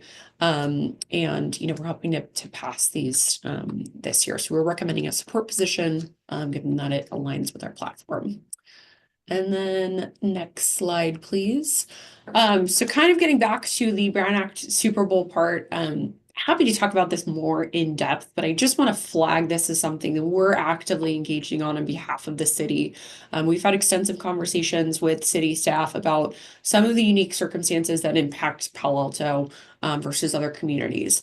You guys are uniquely equipped for teleconferencing technologies. You guys are situated in a county that has multiple languages that are spoken and translation requirements that would be required under this bill. But this is the comprehensive Brown Act modernization bill that Senator DeRosa is pushing. And she is the chair of the Senate Local Government Committee. And there are a number of provisions in here, some good, some a little difficult to implement. But it essentially extends teleconferencing flexibility for a longer period of time. It would require two-way telephonic communication at almost all meetings. It expands remote participation to subsidiary and multi-jurisdictional bodies, which is good. It would require that there be certain translation requirements and new language access mandates that we're kind of working through right now. And there are a number of other provisions that impact not just city councils, but special districts, community college, student councils, neighborhood councils, but it's really comprehensive. So this is something that we're working on with the committee consultant, with a number of stakeholders, with the city's input in mind. And this is something that we're really trying to craft with Palo Alto in mind specifically. So it's very much in flux. There were a number of amendments that were taken last week that we're still working through. So happy to chat further about this, but I just know that this is bound to change more and more. But the author's office has really extended their willingness to work with us on this. Next bill, please, or next slide, please. So this is our final bill that I have flagged for action today. This is really about transit occupancy taxes and making sure that you guys are capturing everything. We're looking to events within your guys' region that are going to be pretty major in terms of people utilizing short-term rentals within the city of Palo Alto. And that includes the FIFA World Cup, which is going to be in Santa Clara in 2026. So this measure is sponsored by Cal Cities. We've been working very closely with their team, with a number of other stakeholders. It provides cities with the assessor parcel number of each short-term rental listed within Airbnb or any facilitator's website, and grants you all full audit authority over transit-oriented tax dollars. So this would ensure that you guys are remitted the correct amount of TOT, and it allows for enforcement against any unlicensed unit. So this is really about recapturing those dollars that may be lost otherwise and ensuring that you guys are getting those in city funds. So we view this as something that will better equip cities to enforce local ordinances. And again, we're looking at some of these big items. And then, in LA, we're going to have the Olympics in 2028. So there's a lot of big sports events that will draw people from all over the world to your guys' region. So we view this as important and are recommending a support position. Next slide, please.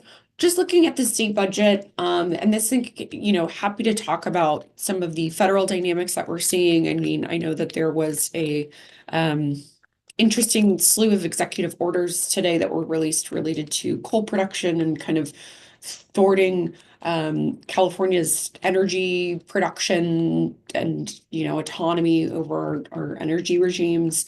We're still kind of piecing through what that means and how they plan to enforce it. We haven't heard anything back from the Attorney General or kind of how they plan to effectuate that. But the state budget is very dependent on how California and DC financial dynamics really work out. It's driving a lot of uncertainty right now. The May revision is coming soon. We know that while our tax returns are looking fine, according to preliminary estimates, we know that the stock market spiral means that we will have extreme turbulence in the coming years. We have a very progressive tax structure here in California. So when we don't see those capital gains dollars, we are really losing out at the state level. In addition to the DC dynamics, stock market dynamics, we still have the impact of the LA wildfires. We are working on some early action budget items related to the disbursement of funds to LA specifically, but also to communities statewide related to wildfire preparedness. I know we just had that conversation with the auditor about community resilience. That's something that we're really looking out for as it pertains to how cities like Palo Alto can apply for those dollars and see them be implemented in their communities. And then in addition to that, we've seen overspending in some key programs. We're now looking at having to bond for overspent Medicaid funding, totaling over $3 billion, which will definitely, draw down some of our budget resources that we would have otherwise been dedicated to other programs. So that's all to say that things are still very much in flux. We will know more in the coming weeks. We anticipate that the May revision of the budget will come mid-May, and that will either be a green means go, let's do additional projects, or it'll be batten down the hatches. We really need to focus and be as fiscally conservative as possible over this year and potentially many years. Next slide, please. And then just getting into our advocacy program, some things that we're working on right now include legislative and budget priorities for 2025. At the federal level, we saw that because Congress enacted a year-long continuing resolution, those projects that were originally included in the fiscal year 2025 federal appropriation cycle basically had to be reinitiated, because we're still being funded at fiscal year 2024 levels. So we're working with Representative Licardo's staff, with Schiff and Padilla staff on resubmitting for our priority project, making sure that Palo Alto is still on the map, getting out there and having those meetings with folks.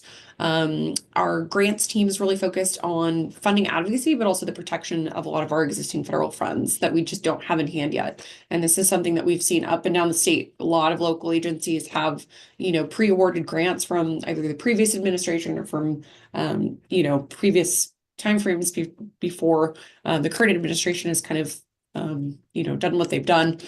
So our focus is really just to advocate for the protection of those funds. And then, as always, we have ongoing advocacy in Sacramento on some of our priority measures and relationship development with legislative delegation and leadership, because we have so many new members in the legislature this year. And that concludes my presentation, and I'm happy to answer any questions. All right, thank you, Ms. Pryor and Ms. Shelby. Do we have any public comment on this item? Yes, we currently have 3 hands raised. Okay.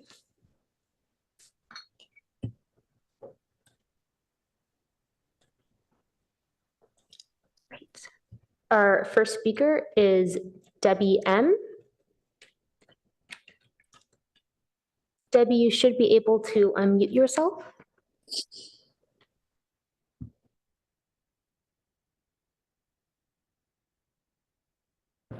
Right, moving on, we'll come back to Debbie. Our next speaker is John. Hello, my name is John Melnichuk. I'm a resident of Palo Alto. Thank you for your hard work. I can see how much is going on. I'm here speaking today about transportation issues. I learned that Palo Alto is now considering the establishment of quiet zones along our rail corridor. And there's a considerable amount of paperwork to get through at the state and federal level.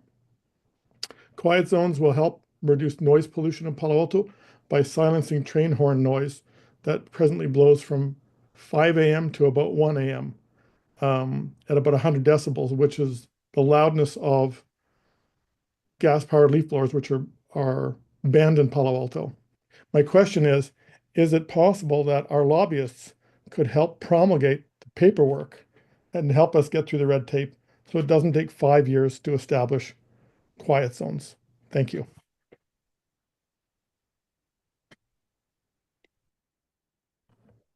Our next speaker is Jennifer.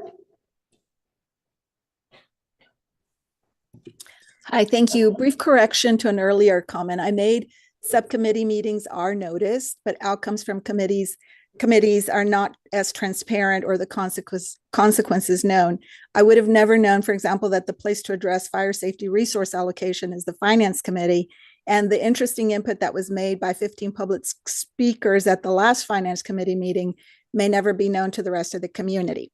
Regarding the city's federal lobbyist agenda, at one of the last meetings, Councilmember Stone mentioned an interest in looking at zoning issues regarding aircraft noise.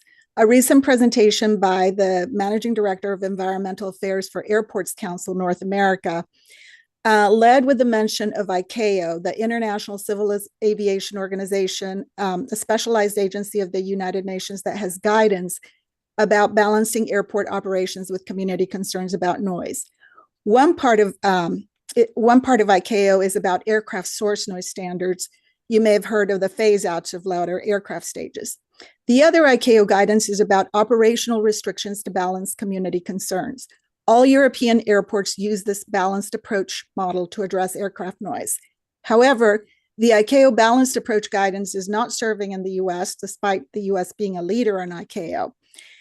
And the Airport Council spokesperson acknowledged that this is a problem and attributed the problem to the airport improvement grants.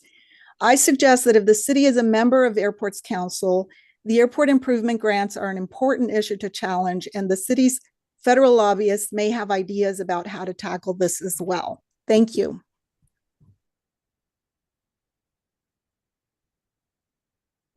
Going back to Debbie one more time.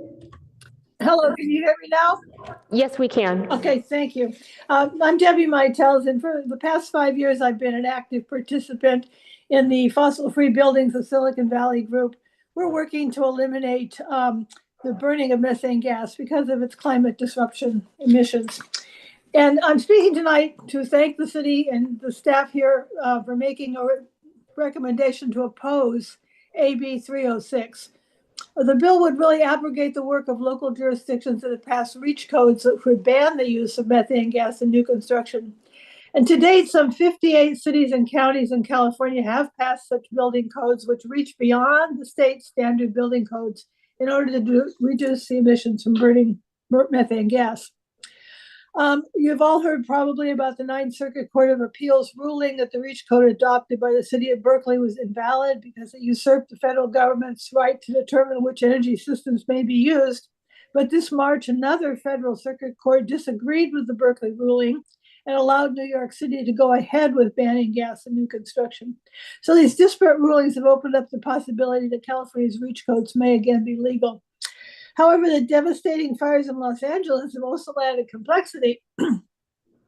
While there is an understandable desire to rebuild there quickly, AB 306 would put all REACH codes into a 6-year moratorium, in essence, allowing all construction to include gas. This means that new gas furnaces, water heaters, and other appliances will likely be installed. If a REACH code banning gas were in place, it would also mean a quicker rebuild and at less expense because only one system would be installed.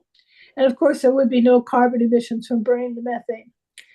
But while AB 306 has now passed the state assembly, it still may be amended in the state Senate. Changes to this bill would prevent at least some of the rebuilds to hold off from installing gas appliances. One idea for amending 306 would be to offer monetary incentives to residents who choose not to install gas replacements. Another approach would be to fast-track permits for rebuilds that omit gas. While these would still allow some gas appliances to be installed, at least such steps would make it more financially attractive and faster to skip the gas and build an all-electric home. I hope the city staff will consider such an approach, giving incentives for omitting gas, and express it to our state senator, Josh Becker, and others who are now beginning the process of considering AB 306. Thank you very much. And that concludes public comment. Well, thank you, and thank you to our public commenters. I'm going to suggest that we start with any comments or questions not on the specific recommendations of support or opposed positions, because I think if we take those all at once, it'll make more sense than kind of mixing them in. If there are other questions, I know I have a comment or question or two separately. If you have other comments later, we can certainly take them, but I think it might just be a little more orderly that way. And that said, I do have a suggestion with respect to that, it might be helpful. In the staff report, there was a mention of the Townsend memo being attached and a mention of the matrix of bills. And that matrix, I think, has 48 bills in it, and most of them are watch positions. But there was not where there was support and oppose, it was not recommended. I assumed those were ones staff had made decisions pursuant to the legislative guidelines.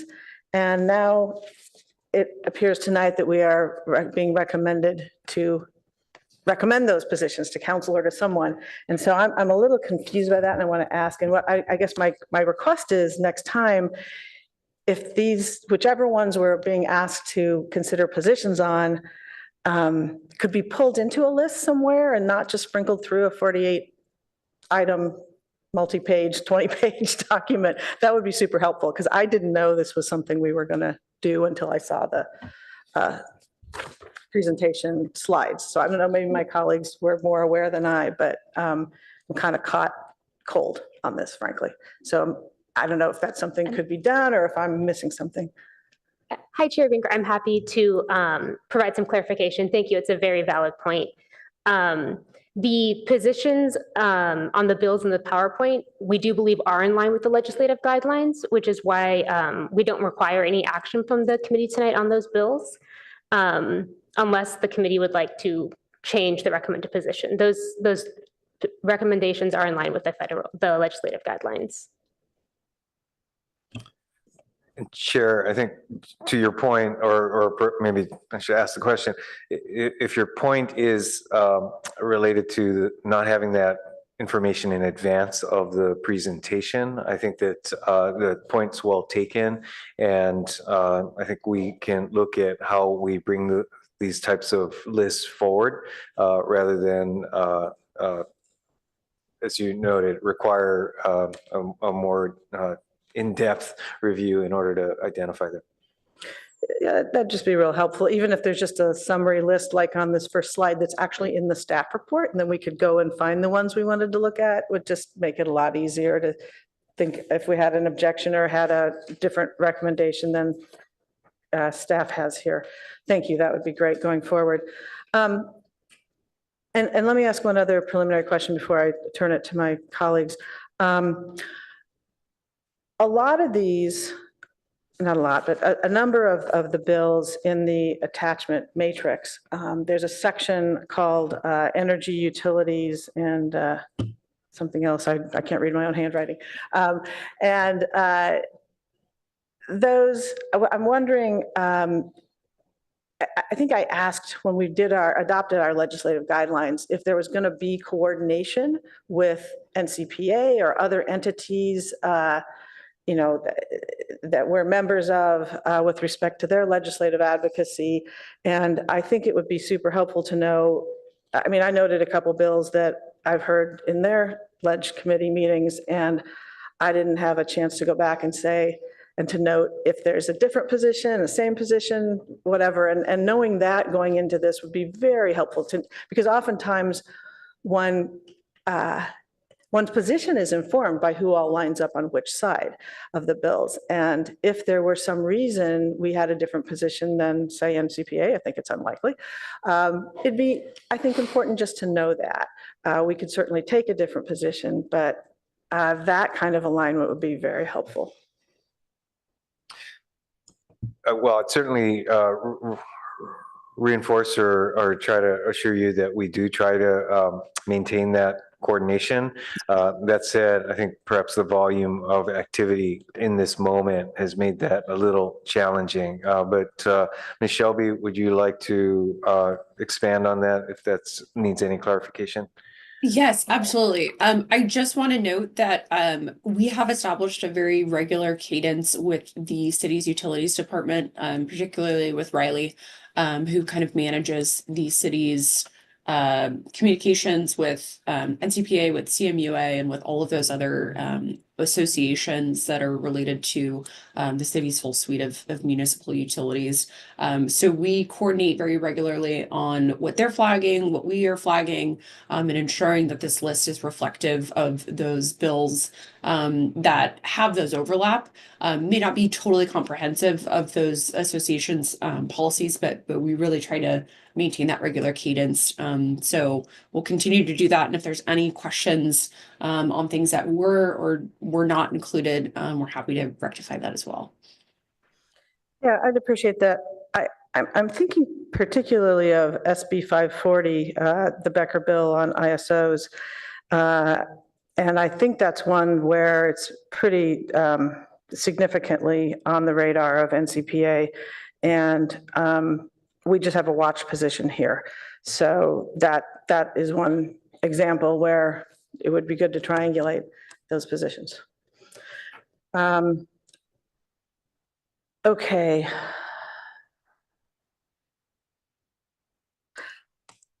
Let me turn to my colleagues at this point. Questions? No, for sure. Judge. I have a couple bills that aren't on.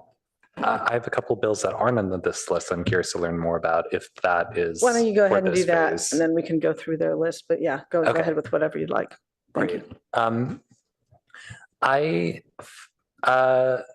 went through the list and definitely didn't fully digest all of the bills, but there were a couple that I was curious about.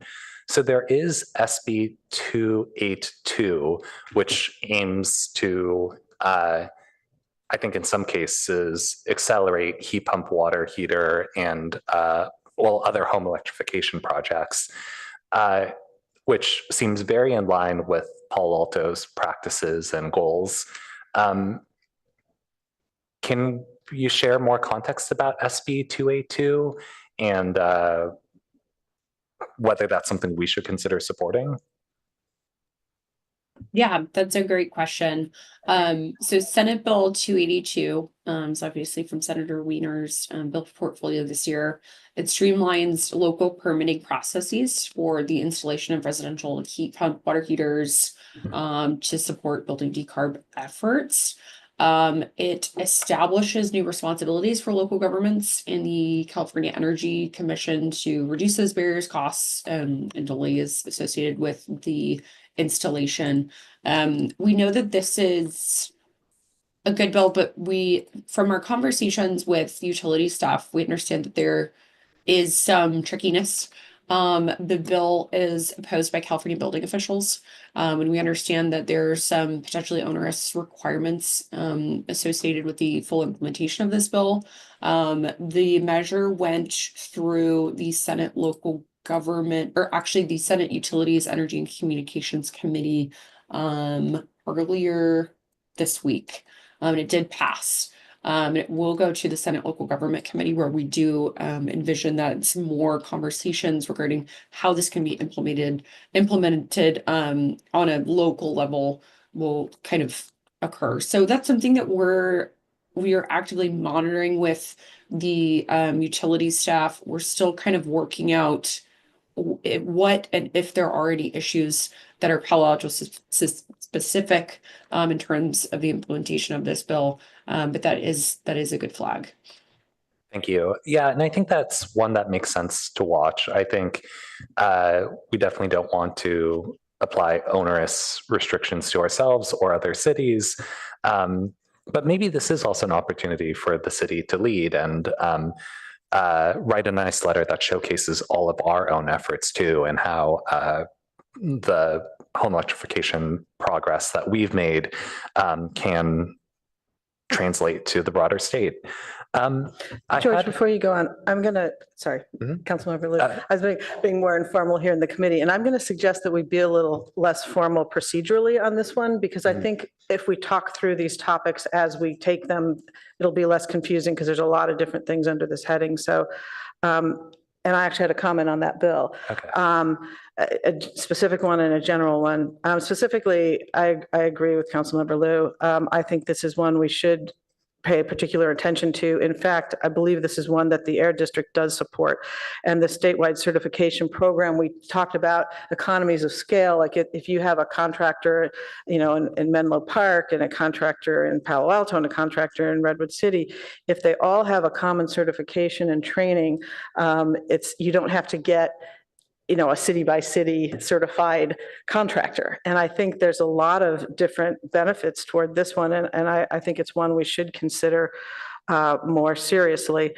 And what I was going to suggest later, but I think now that you've raised this, it might be a good time to suggest is, there's a lot on here like that I think because of the city's prioritization of climate work, and there's a number of these energy utilities and communications I see, and also environmental quality bills.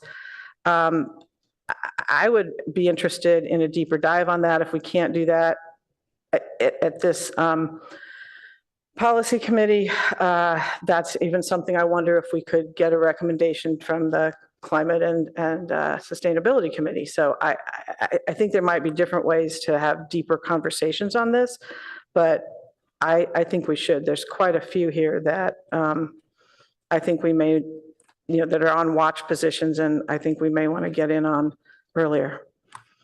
I don't know if Steph has thoughts on how to handle that.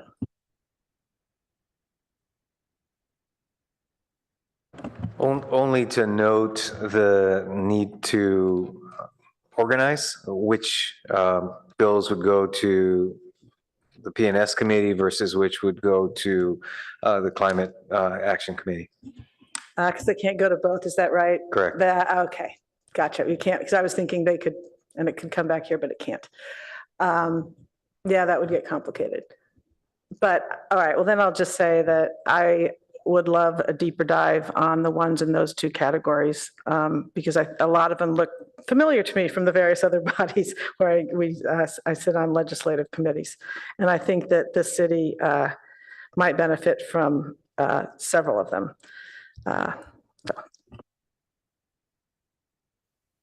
If I may offer Chair, Banker, Chantel Cotton Gaines, Deputy City Manager. Also, part of the question is sort of where we want to weigh in as the city. And I think that's always the balance that we're looking for is awareness of how it may impact the city.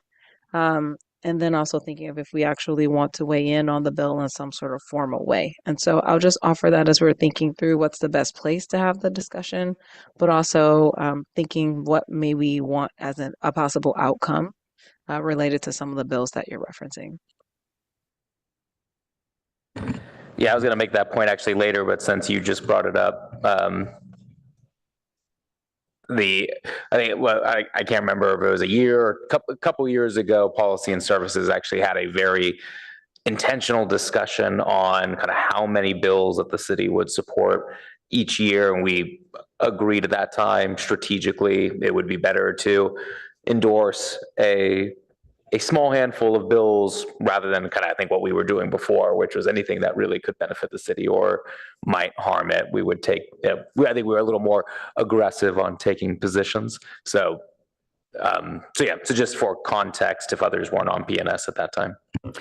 Yes, in fact, that's called strategic weighing in on issues of interest as opposed to broader, because I've been looking at that in conjunction with the legislative guidelines and the other conversations we've had at council. And I agree with that. And in fact, this is kind of a larger number of bills on the slides tonight than I had expected. But that said, then even all the more reason to take a closer look at this suite of bills and see if any are ones that really do affect the city, because we do view ourselves as climate leaders. We are at the cutting edge of that.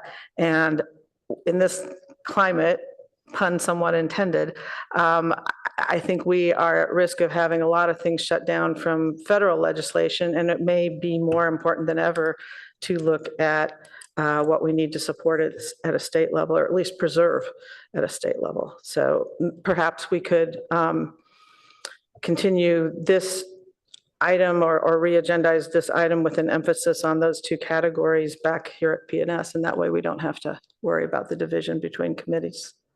Is that something that could be done? I think I'm seeing nods. Yeah, certainly at your discretion. Okay. All right. Well, perhaps the deputy city manager and I can discuss that offline and see what makes sense with respect to that. Okay. Thank you, George. Oh, I just want to comment that I'm happy to look at this in more detail at PNS, but I think kind of segueing off some of the conversation from last night, I think it's also a political question of in which bills can Palo Alto support actually, or opposition actually make a difference. And if there are some like relatively uncontroversial climate related bills, maybe we don't need to take that deeper dive for some of them. So I think being focused there matters. And I think maybe for the heat pump water heater, that's actually, for the Wiener bill, that is a case where we might not need to take a position, if nothing else, just to kind of showcase and toot our own horn. Which I'm not sure is honestly that valuable given the audience. I did have one other bill that I was also just curious about, though. There's AB 762 that tries to tackle disposable vapes. That seems in line with both climate and health. And I'm curious what the progress and story so far is on that one. Yes, just seeing this bill. Okay, so this bill by Assemblymember Irwin, it looks like it has a number of local stakeholders that are in support. I believe that there are a number of cities statewide that have certain tobacco or disposable vape bans in place. The measure is opposed by the Chamber of Commerce, by the Grocers Association, others that I believe are part of the vape economy. The measure did pass the Environmental Safety Toxic Materials Committee in the Assembly earlier this week and will head to its second committee. But this is something that if we believe aligns with our platform, we're happy to add this to our tracking list and to get a more in-depth analysis for you. I'm personally interested in this, and I'm also not sure to what extent Palo Alto has already banned these products specifically. But yeah, that would be at least high on my watch list. I'm not sure if there's any other interest or appetite on that.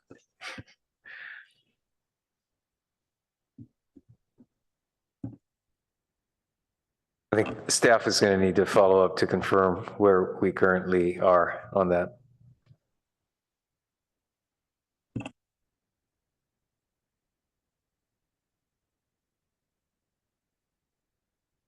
Okay.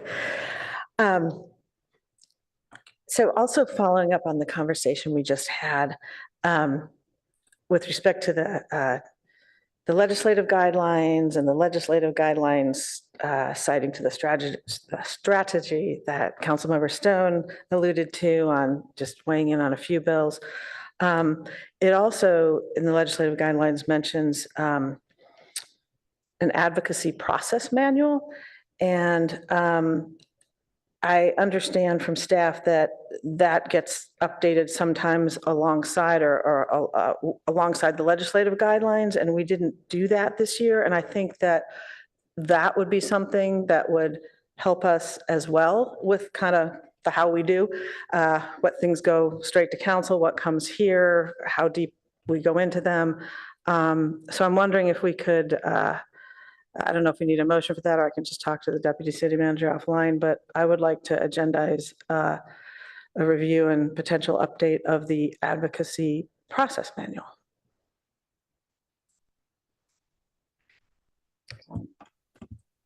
Yeah, I think Ms. Cotton Gaines is going to comment here. Go ahead. Yes, I'll offer something very quickly, and Mr. Shikata, you'll probably want to add on. The legislative guidelines annually we bring to the committee to review. And so if there's interest in looking at the manual itself, we can bring that as one discussion on both of those items, as opposed to bringing that sooner as a separate item. Part of that is making sure that the full council is making the proper referral to the committee. And Mr. Shikata, I don't know if you want to add on from there. Well, just perhaps along those lines, it's really a question of timing on when best to bring that as a part of perhaps some other item that is already scheduled. As quite frankly, looking at the committee's docket, it's quite full, and I just want to make sure that we're approaching it in an efficient manner. Yeah, I just think it got skipped. And so I'm trying to get it back on. And I think it might matter just given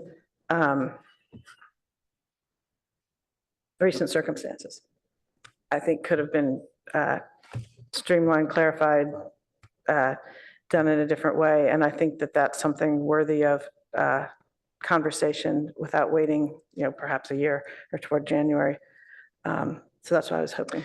Depending on what you do this evening with the other recommendations, you could simply make that a recommendation for council that there be a review, and that way council would accept that along with other recommendations and put it onto your work plan.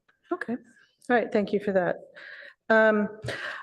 I wanted to see, in the Townsend report, there was a reference to, sorry, I'm just sort of taking a turn here.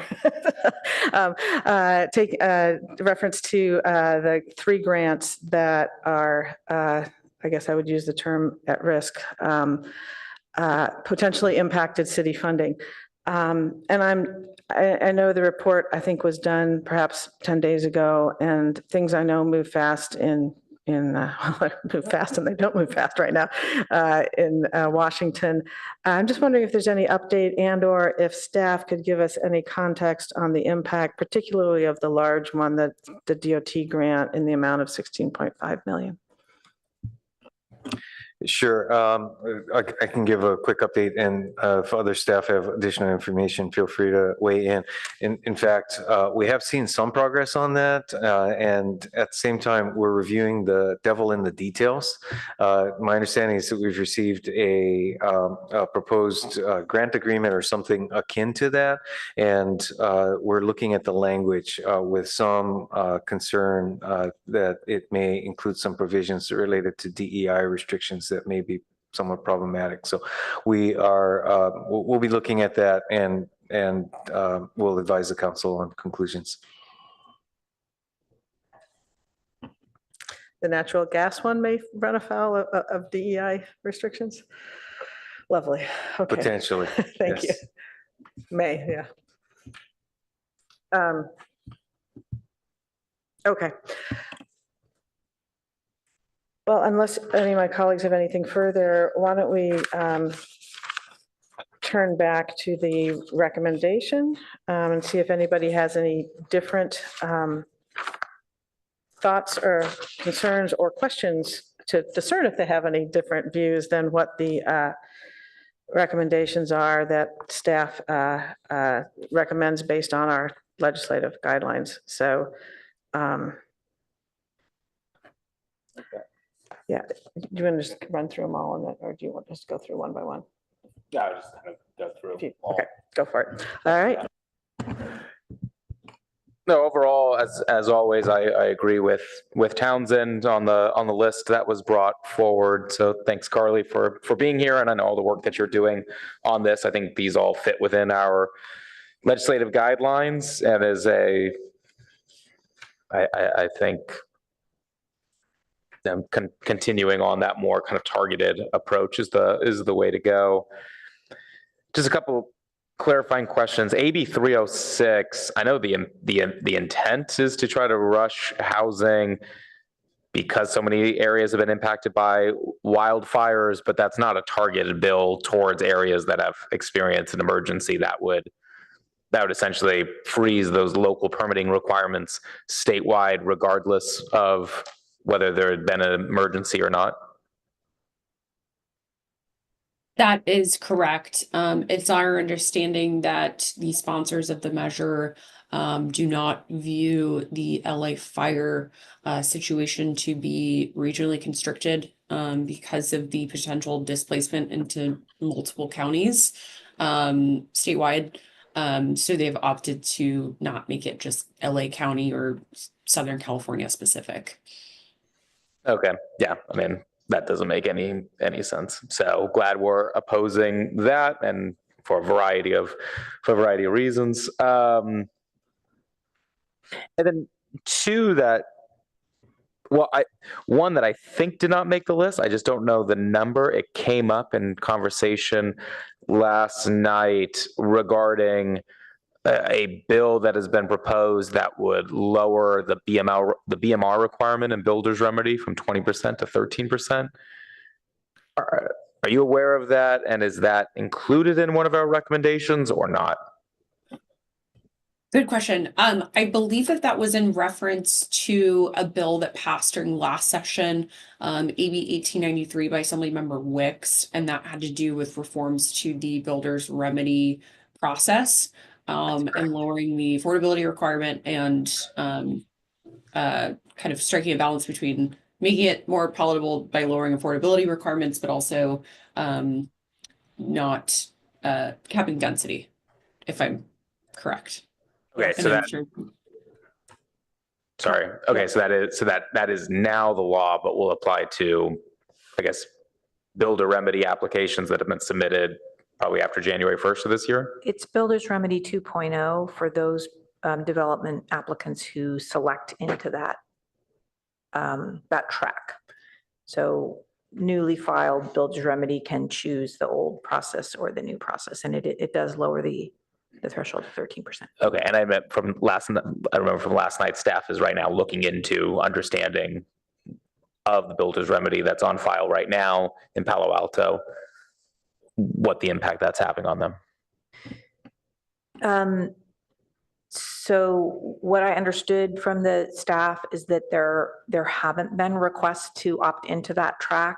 by our current set of applicants, but that the staff believed that that could happen in the future as those projects progress. That's what I heard them say. Okay. All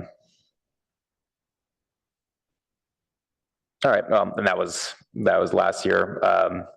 I'm curious though. I mean, glad to see one of the themes this year that the state is looking at viewing all measures through a lens of affordability. Don't see how that continues to apply to housing policies. I mean, I think the state continues to show they don't care as much about actual affordability rather than just housing production, and tends to always be a focus more on market rates. So glad we continue to push that here in Palo Alto. And then AB 609, I know not on the list, but it exempts some housing projects from CEQA, and curious, imagine that could be a concern for Palo Alto, why that didn't make our list. Yeah, great question. That was, I believe, a late breaking bill that was released as part of the permit streamlining package that debuted, I believe, the day after we published. So I believe those amendments were not reflected in the matrix that we had at the time, but that is something that has been subsequently added to our list. Well, now having kind of read it, I don't know if you believe that does fit within our legislative guidelines and something that we should be including or should be discussing at a later time. Yeah, that is a bill that we have flagged for planning department staff to determine the city-specific impact. There are some kind of technical changes that bill would make in terms of the exemptions and how to qualify for the exemptions to the CEQA exemption that it's seeking to implement for qualifying housing development projects. So that's something that we'll look at and assess the impact of. Okay. And I know part of the hopes is that CEQA is going to be the last line of defense potentially for the Sunset Magazine project, and which will of course have an impact for everyone. So I think that's a concern for us and for the region. But I know we don't have to take action tonight on any of this since it fits within our legislative guidelines. So then I'll just give verbal encouragement to staff to continue looking at that. Otherwise, I again support these recommendations, and yeah, thank you. Just following up on that dialogue, which specific CEQA bill were you referring to? 609. 609, that's the Buffy Wicks bill that would greatly reduce the CEQA requirements for housing, right? And so I think, well, I think the devil's really in the details on how this bill defines qualifying housing projects. I can imagine a world where we have great CEQA exemptions for housing in Palo Alto, especially infill, transit-oriented development, but also scope this bill in a way that excludes projects that are of a certain height or have a certain ratio of office or things like that. And I think if this bill is likely to pass, that is something that we would want to watch, and we might want to oppose or support with amendments in whatever way makes sense to both promote housing, but also manage ED Willow.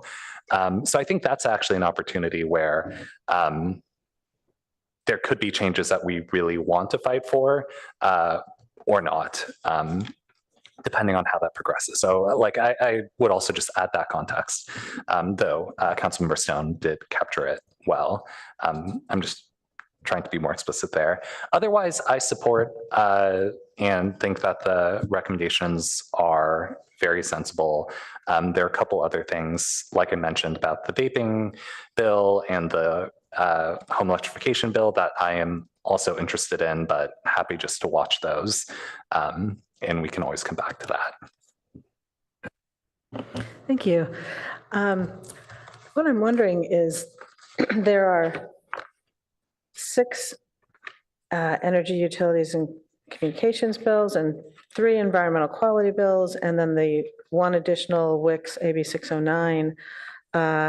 Maybe just those 10 as opposed to the full 48, we could get a sooner update on those and see if there's additional action we'd want to take, keeping in mind our limited, our policy not to take action on everything. All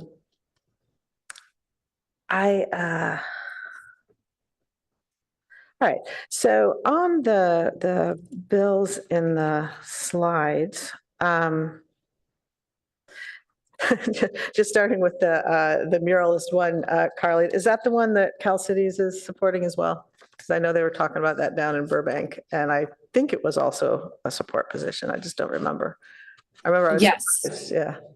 I believe they are supporting it, although we were very early to that party. I think we were one of the first cities to approach the senator about this specific issue because it was directly impacting the city at a time before I think Cal Cities had originally championed it. I wondered because I'm sitting down there in Burbank and I'm seeing pictures of murals. I'm like, that reminds me of Palo Alto. So, okay, very good. I talked about 457 last night. The Pappen bill, AB 650, when I just missed momentarily what you said when you were describing it. I heard the description of the provisions and I was somewhat familiar with it. Also, I believe this is a Cal City support bill. But you said the author is working with someone else. Is it Becker or was it somebody else? What was the other bill you mentioned? They may be talking. Yeah, so the bill that we believe has synergies and is very complementary to is Senate Bill 457, which is the Becker bill. Oh, it is, good. Yes. Okay, all right, that's something I was trying to get that conversation going with those two, so that's fabulous. So, and remind me, so it was Pappen's office that you spoke with, and could you tell me again what they said? Yes, so we were talking today about kind of the overlap, the complementary overlap of both of the bills and how it creates, aligning compliance and clarifying application thresholds for builder's remedy projects. AB 650 also includes a limited pause on builder's remedy projects during element updates. But the key difference is that this SB 457 would retroactively protect from builder's remedy once a housing element is adopted or later deemed compliant, and AB 650 temporarily protects when a jurisdiction is correcting or resubmitting a non-compliant element. So different code sections, but they are complementary, and there are provisions that the author originally wanted to include in this bill that we have picked up in our bill. So it's our understanding that Assemblymember Pappen is happy about that, and she may even want to be added as a principal co-author to Senate Bill 457, and vice versa with Senator Becker and her bill. But at this point, at least, the intent is to keep them separate bills. Yes, at this point, the intent is to keep them separate. Okay, because I remember this came up the first time we talked about 457 in March, and we were asking if there are any other bills in the legislature that might accommodate that. And so it sounds like this still wouldn't be the same bill, but they're complementary. So, okay, that is a helpful update. AB 306, this is the one that sped through the assembly side with the speakers co-authorship 71-0. And what I'm wondering here is, our biggest issue with it is the reach codes, that it really, public commenter Debbie Meitel spoke about just potentially significant and serious and longstanding. This is 6 years of a moratorium here on reach codes. And she mentioned how, it should not hinder building back quickly if you're only putting in one utility. So for power. And what I'm wondering though, is I definitely oppose this bill, but given some of its broader aims to promote building back more quickly in the wake of the fires, whether it should be opposed unless amended by accepting reach codes. And so before we vote, I would like my colleagues' thoughts on that, because if they got the reach codes out of there, I don't know that it's so bad. Rubio, teleconferencing, good. The Brown Act, I can't remember, Shelby, Carly, what you described that as, but yes, all the Brown Act stuff, that's good. TOT, that's great. So I don't have any different views on those bills. So I guess the one thing I would just ask my colleagues, I would recommend that, especially if we're trying to streamline what we do, that we consider taking oppose unless amended by accepting the reach codes on AB 306.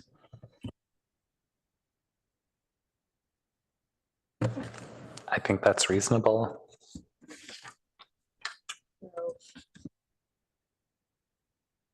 Well, why don't I just do this? If it sounds like we've don't have a lot more initial comments, we could sort of move to a motion as we discussed earlier on some of the more general stuff, and put that in there and we can just discuss it, see how we do. So I think I'd like to make a motion. City manager, I may need some help with the language on this. To recommend to council that there be a reference to PNS to review review with an eye toward updating the advocacy process manual, and that I guess, now, well, let me ask you, I'm going to interrupt my own motion here for a minute. If we opposed it unless amended, that's still within the purview of the legislative guidelines. So that doesn't have to go back to council. Right? Because none of this would have had to go to council unless we disagreed with staff and we're kind of taking a narrower position.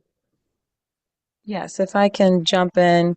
When we have a list like this where items do align with the legislative guidelines, I think that the committee is confirming the bill positions as shared in the staff presentation. We know that they are meeting the legislative guidelines, and so we're sort of taking it to council as a formality unless it was going against the guidelines that you already have set. So in this case, putting the example that you gave of oppose unless amended still allows us to weigh in, I think, based off the direction you've given with your annual legislative guidelines. Okay, but I think I would still need the consensus of my colleagues, but I think it's a different motion than one that would go to council. But the city manager. Yeah, I agree. I agree with that. I think it's helpful, given the increased specificity, to confirm that that's a direction that committee and council would like to take. Well, why don't we just take them one at a time, just for simplicity? So I guess my first question, so I'll just stop the first motion, that to let us take a look at the advocacy process and see what we would want to do. For instance,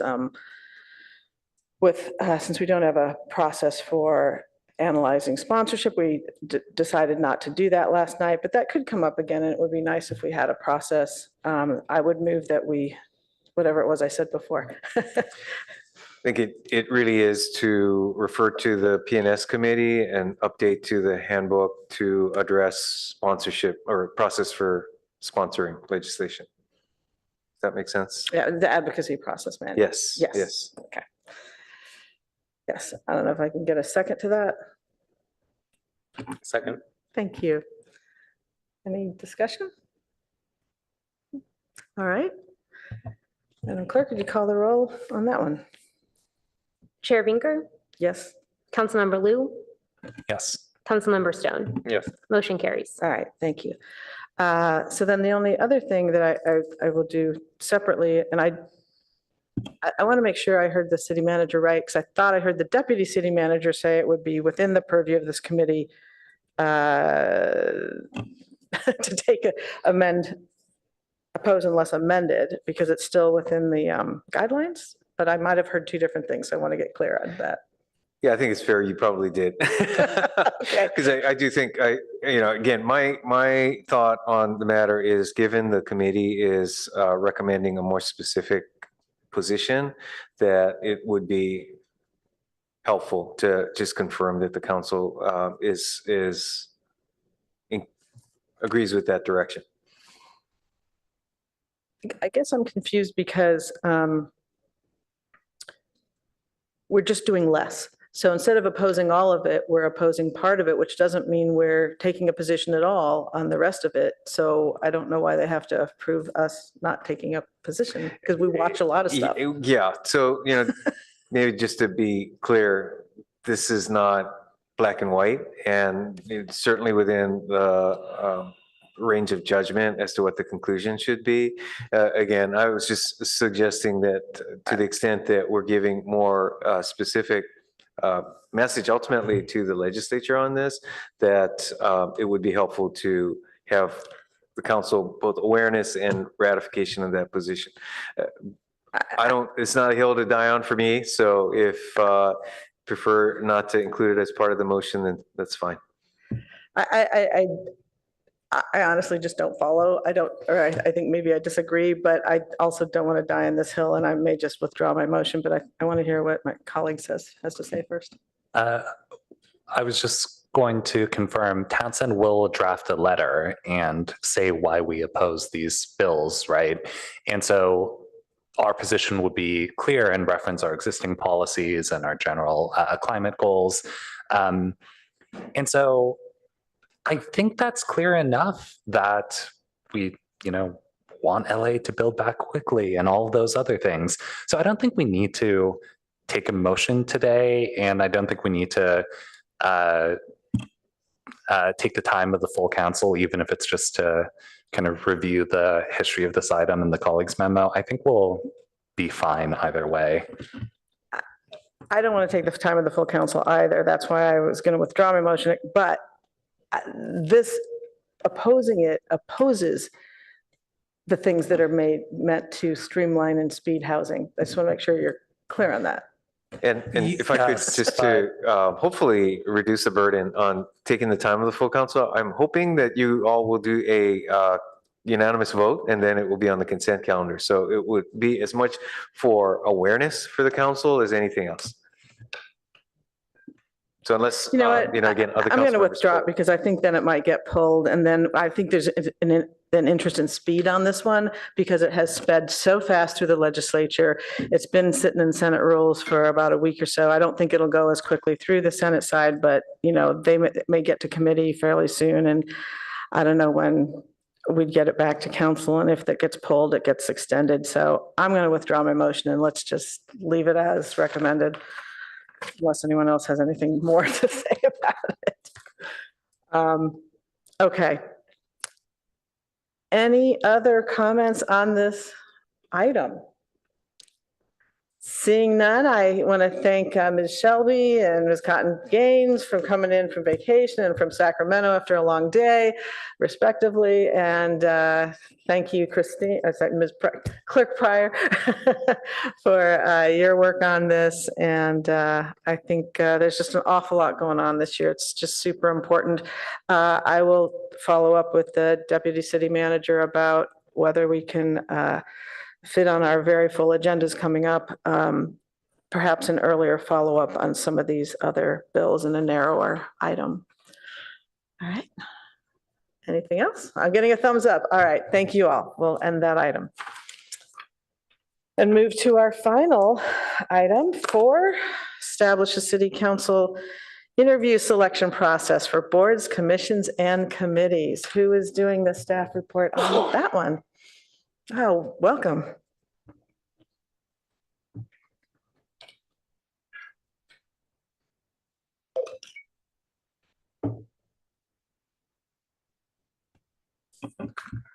Good evening, Francesca Reyes, Deputy City Clerk. The item we're presenting tonight was initiated by council to reevaluate our current interview selection process and explore alternative approaches that may better accommodate the varying number of applicants during the BCC recruitment cycles and occasional special recruitments. Our current singular method that was adopted in February 2024 is that council members have a 2-vote threshold with the number of vacancies plus 50% rounded up equaling to that number of votes. So for the first slide. So staff is requesting that the committee review the proposed options and select which one would be better fit, or if desired, select more than one option moving forward. You also have the option to keep the current method as well. Here we have outlined 4 primary options. And next slide. Along with 4 supplemental methods that can be applied to any of those options, allowing for flexibility to align with council's selection process, or even potentially be an option in itself. So we have a lot of options today, but additionally, I'd like to highlight that we are also proposing a fail-safe provision that allows the mayor to adjust the method in case of anomalies like where these options probably wouldn't apply. City Clerk Mejia Alania Yoon is also present this evening to answer any questions or further provide further clarifications. That kind of concludes my presentation, but if we can keep a first slide just kind of open, just so we can kind of look at it. Yeah, whenever you're ready. Thank you so much. Appreciate that. And I'm glad this has come to us. So hopefully we can get a procedure, recommendation, get council approval, and eliminate that from our interview process, those conversations. All right, colleagues, who'd like to start with this one? Good, Mr. Oh, yeah, sure. Let's go to public comment. Thank you. There are no requests to speak. Okay, no requests. Councilmember Stone. Thank you. I appreciate the clerk's office coming up with the different options. That was really helpful. I don't really have a strong preference. I just have a preference that we have a policy and we stick with it. I've been very frustrated over the years that we kind of create, I guess it's not really a policy, but a practice that we can't even follow the practice. And I don't think that's good for anybody. I don't think it's respectful of our own time, of staff's time, of the applicant's time. If I was an applicant, I wouldn't want to have to go through an interview when there was really no interest from a council member. So I do think having a threshold makes a lot of sense. I also think the way we have done it has meant that paper applications just, you know, I think there should be a threshold that you have to get through to get to an interview, and that's what the paper application process should be. So I don't have a strong preference. I did think that maybe a hybrid of option 1 and option 2 would be good. Option 1 is already the process that we've kind of, at least the practice that we said we were going to try. But then I think maybe having an exception for when the pool is incredibly small, because we've heard that frequently of other council members saying, well, there's so few applicants, why don't we just interview them all? So I would just put that out there as a starting point of that. I think that makes sense as an option. But again, I don't have a strong preference. Certainly. Yeah. We'll hear from Councilmember Liu about his algorithms. Yes. I mean, I think at a high level, some of the goals that I want to see are that whatever we do is replicable, not just for interviews, but for actually selecting the candidate. So there's not this kind of strange jump in just how we do things. Specifically for the PTC, I also think it should be non-political. I say specifically for the PTC because it's usually not a problem for the other commissions. But I sense people do really vote to interview who they think will agree with them.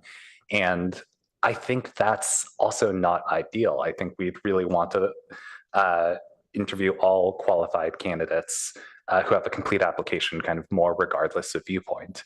And then, of course, it also has to be simple enough and has to be time efficient. So like those are the kind of priorities, like consistency for the final process, that it's non-political, that it's time efficient, and that it's simple.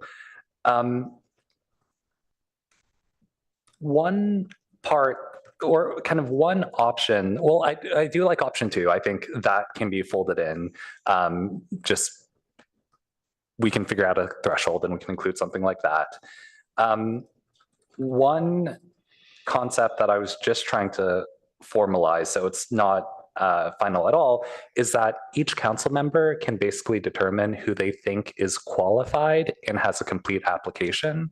So this wouldn't necessarily be judging the people that I specifically want to ultimately get onto the board or commission. It's just who I think is a reasonable person that puts some effort into the application. And then the top 2 or 3x the number of vacancies will be selected. It kind of depends on the council having a norm of just being kind of apolitical for some of these appointments and just truly trying to think who actually has demonstrated like interest and capability and actually filled in a complete application. But I think that might be better than the current system where it's kind of more explicitly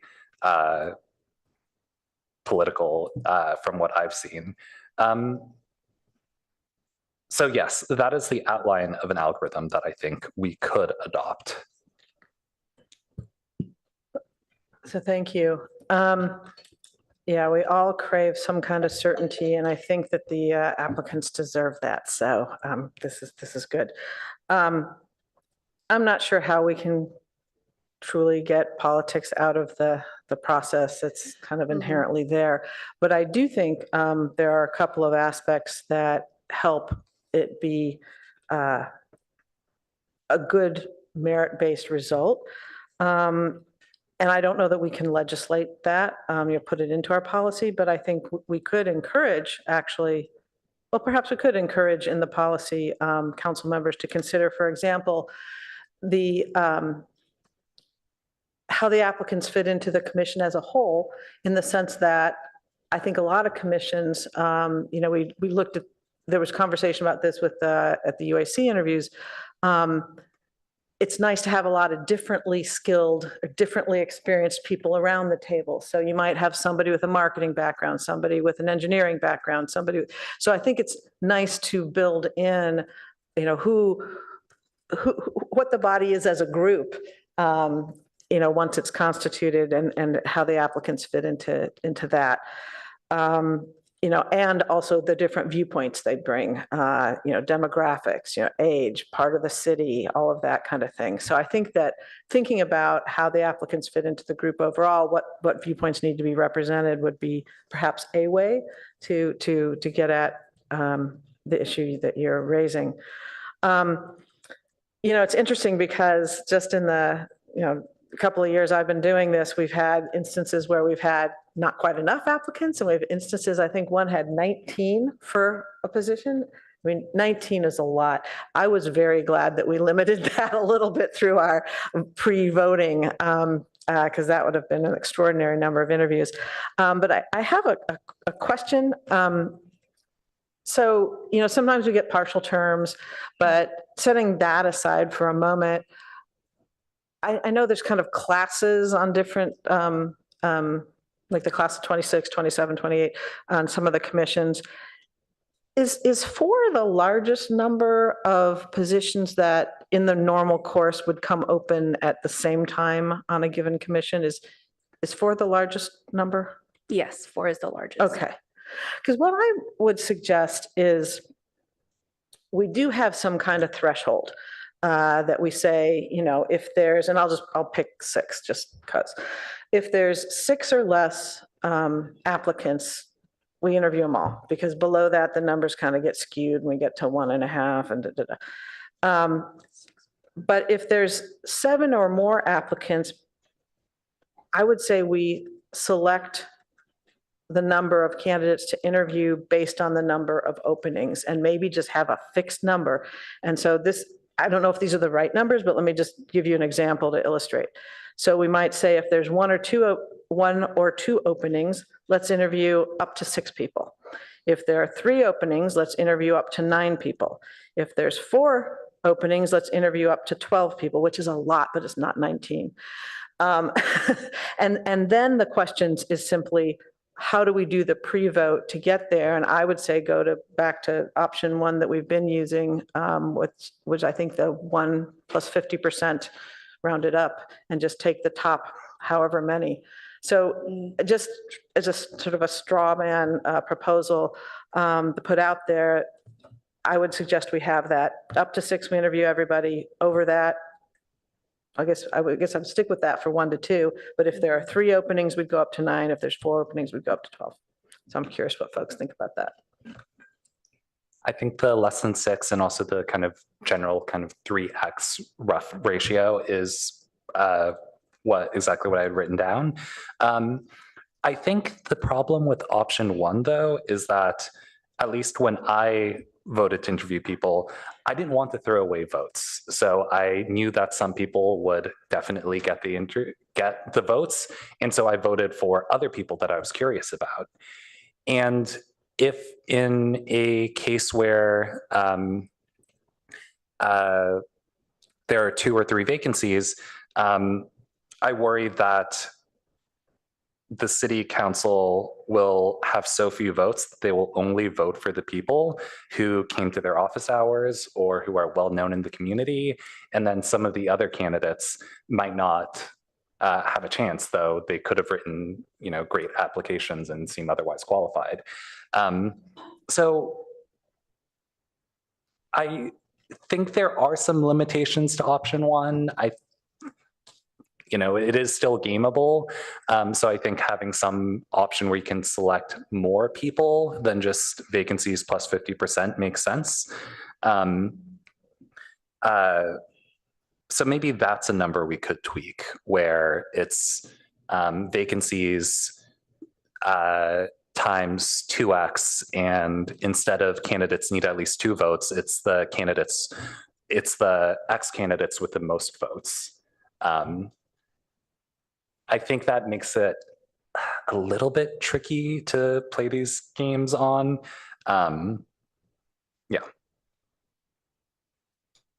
Yeah, I think I was proposing it was the number of candidates with the most votes, but the votes that we get are the 1 plus 50%. And you're saying you want something different in terms of how many votes we get? Yes, I think if there are more votes, right, like if instead of vacancies plus 50%, it was just vacancies times 2, I think there'd be more opportunities for us to interview other people that can break through. Yeah. I think we're overcomplicating it. But again, I don't have a strong preference. I guess what happens when, because I think we'll have a lot of ties if we're not. I do like how easy option 1 is. You have to have 2 votes to be interviewed, and maybe that means we're interviewing a little more than we'd want. Maybe it means we're interviewing a little less, but at least that's a clear threshold. I don't really have a problem with this approach, but if we get like 3 or 4 ties of candidates having 2 or whatever, what happens then? Well, if we get more votes, there will be less ties, because it won't be just like a bunch of candidates who all have 2 votes. There'll be a spectrum of candidates who have 5, 4, 3, 2, 1 vote, and we can just pick the top, X candidates based on the multiple that we discussed earlier. Okay, let me try something. So what if we we'll interview up to 6 candidates when there are 1 or 2 openings. And if there are more than 6 applicants, council members will vote on who to interview. Getting twice the number of votes as there are openings. And the top vote getters get interviewed. And if there's 3 openings, we'll interview up to 9. And if there's 4 openings, we'll interview up to 12 by the same method. It's still a little complicated, but just giving a few more.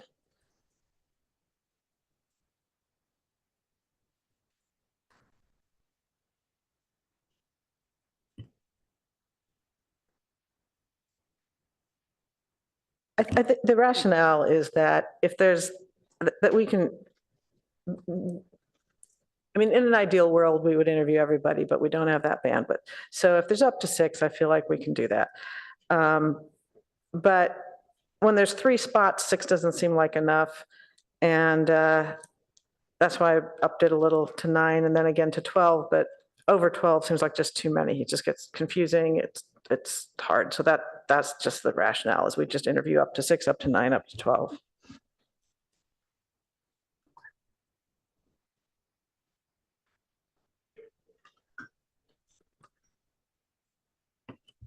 So are you suggesting we would do a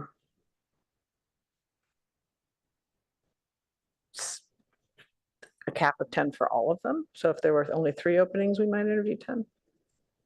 No, I kind of like the plan you put out there, but at least in my experience, anytime we've gotten over 10 applicants that we're interviewing, I kind of agree with what you just said. It gets to be a lot.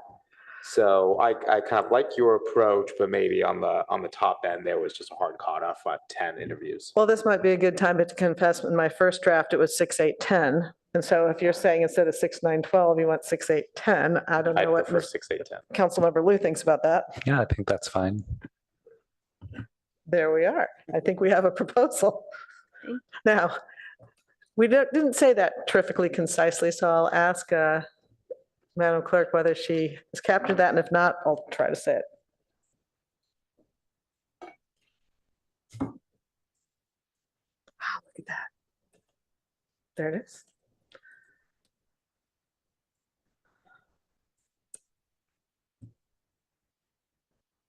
I'm tempted to say by George, I think she's got it. Oh, interview up to, do we need to include the interview all if there are if there are 6 or less, or is that already redundant?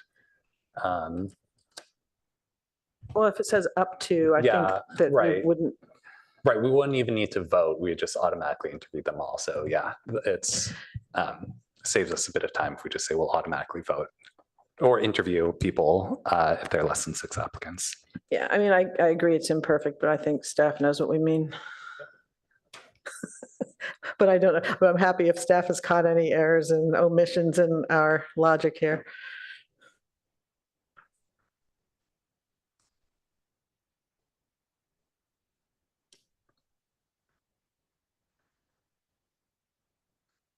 Yeah, I mean,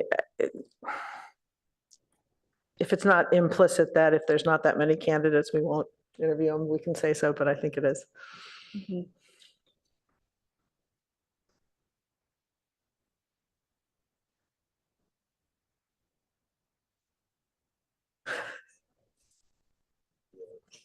Yeah, and I think we get the intent of the motion. We're working on adding it in, but I think it makes sense to us. At this point, whatever cleanup staff recommends, I'm wide open to. I mean, mathematically proven that it is mathematically proven that there's no perfect voting system based on a few kind of common criteria.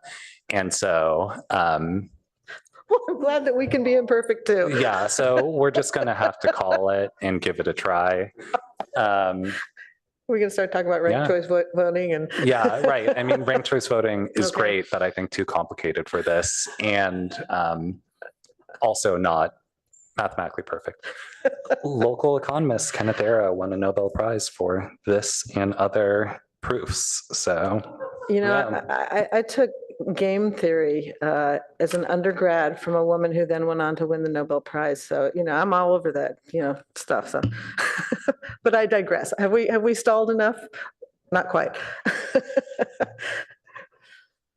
I think you might be waiting on us, but we do need a maker and a seconder. Oh, also move. I'll second. Thank you.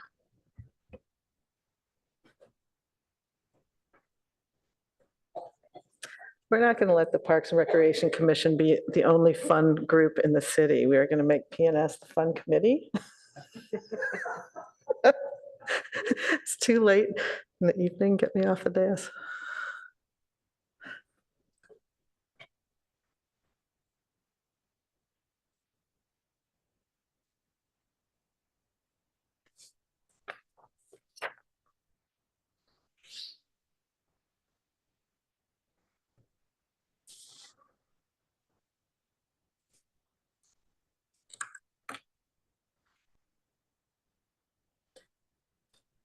Have a minute. I'm going to show you something afterwards. Let's see if you.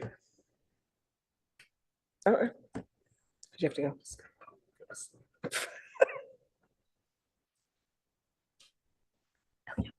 Sorry, are we ready for a vote? Yeah, I didn't know if you're done. If you're done, yes. Yes. Please call the roll. All right. Please call the roll. Councilmember Liu, Yes. Chair Vinker, Yes. Councilmember Stone. Yeah. Motion carries. Excellent. Thank you. All right. Our next meeting, I don't know, what is the date of our next meeting? May. Our next meeting is the second Tuesday in May. How's that? Same place. We have the standard 6 p.m. time now. We want to thank everyone. We had a heavy agenda tonight. I think we got a lot done. And with that, we are adjourned. Well done. All right.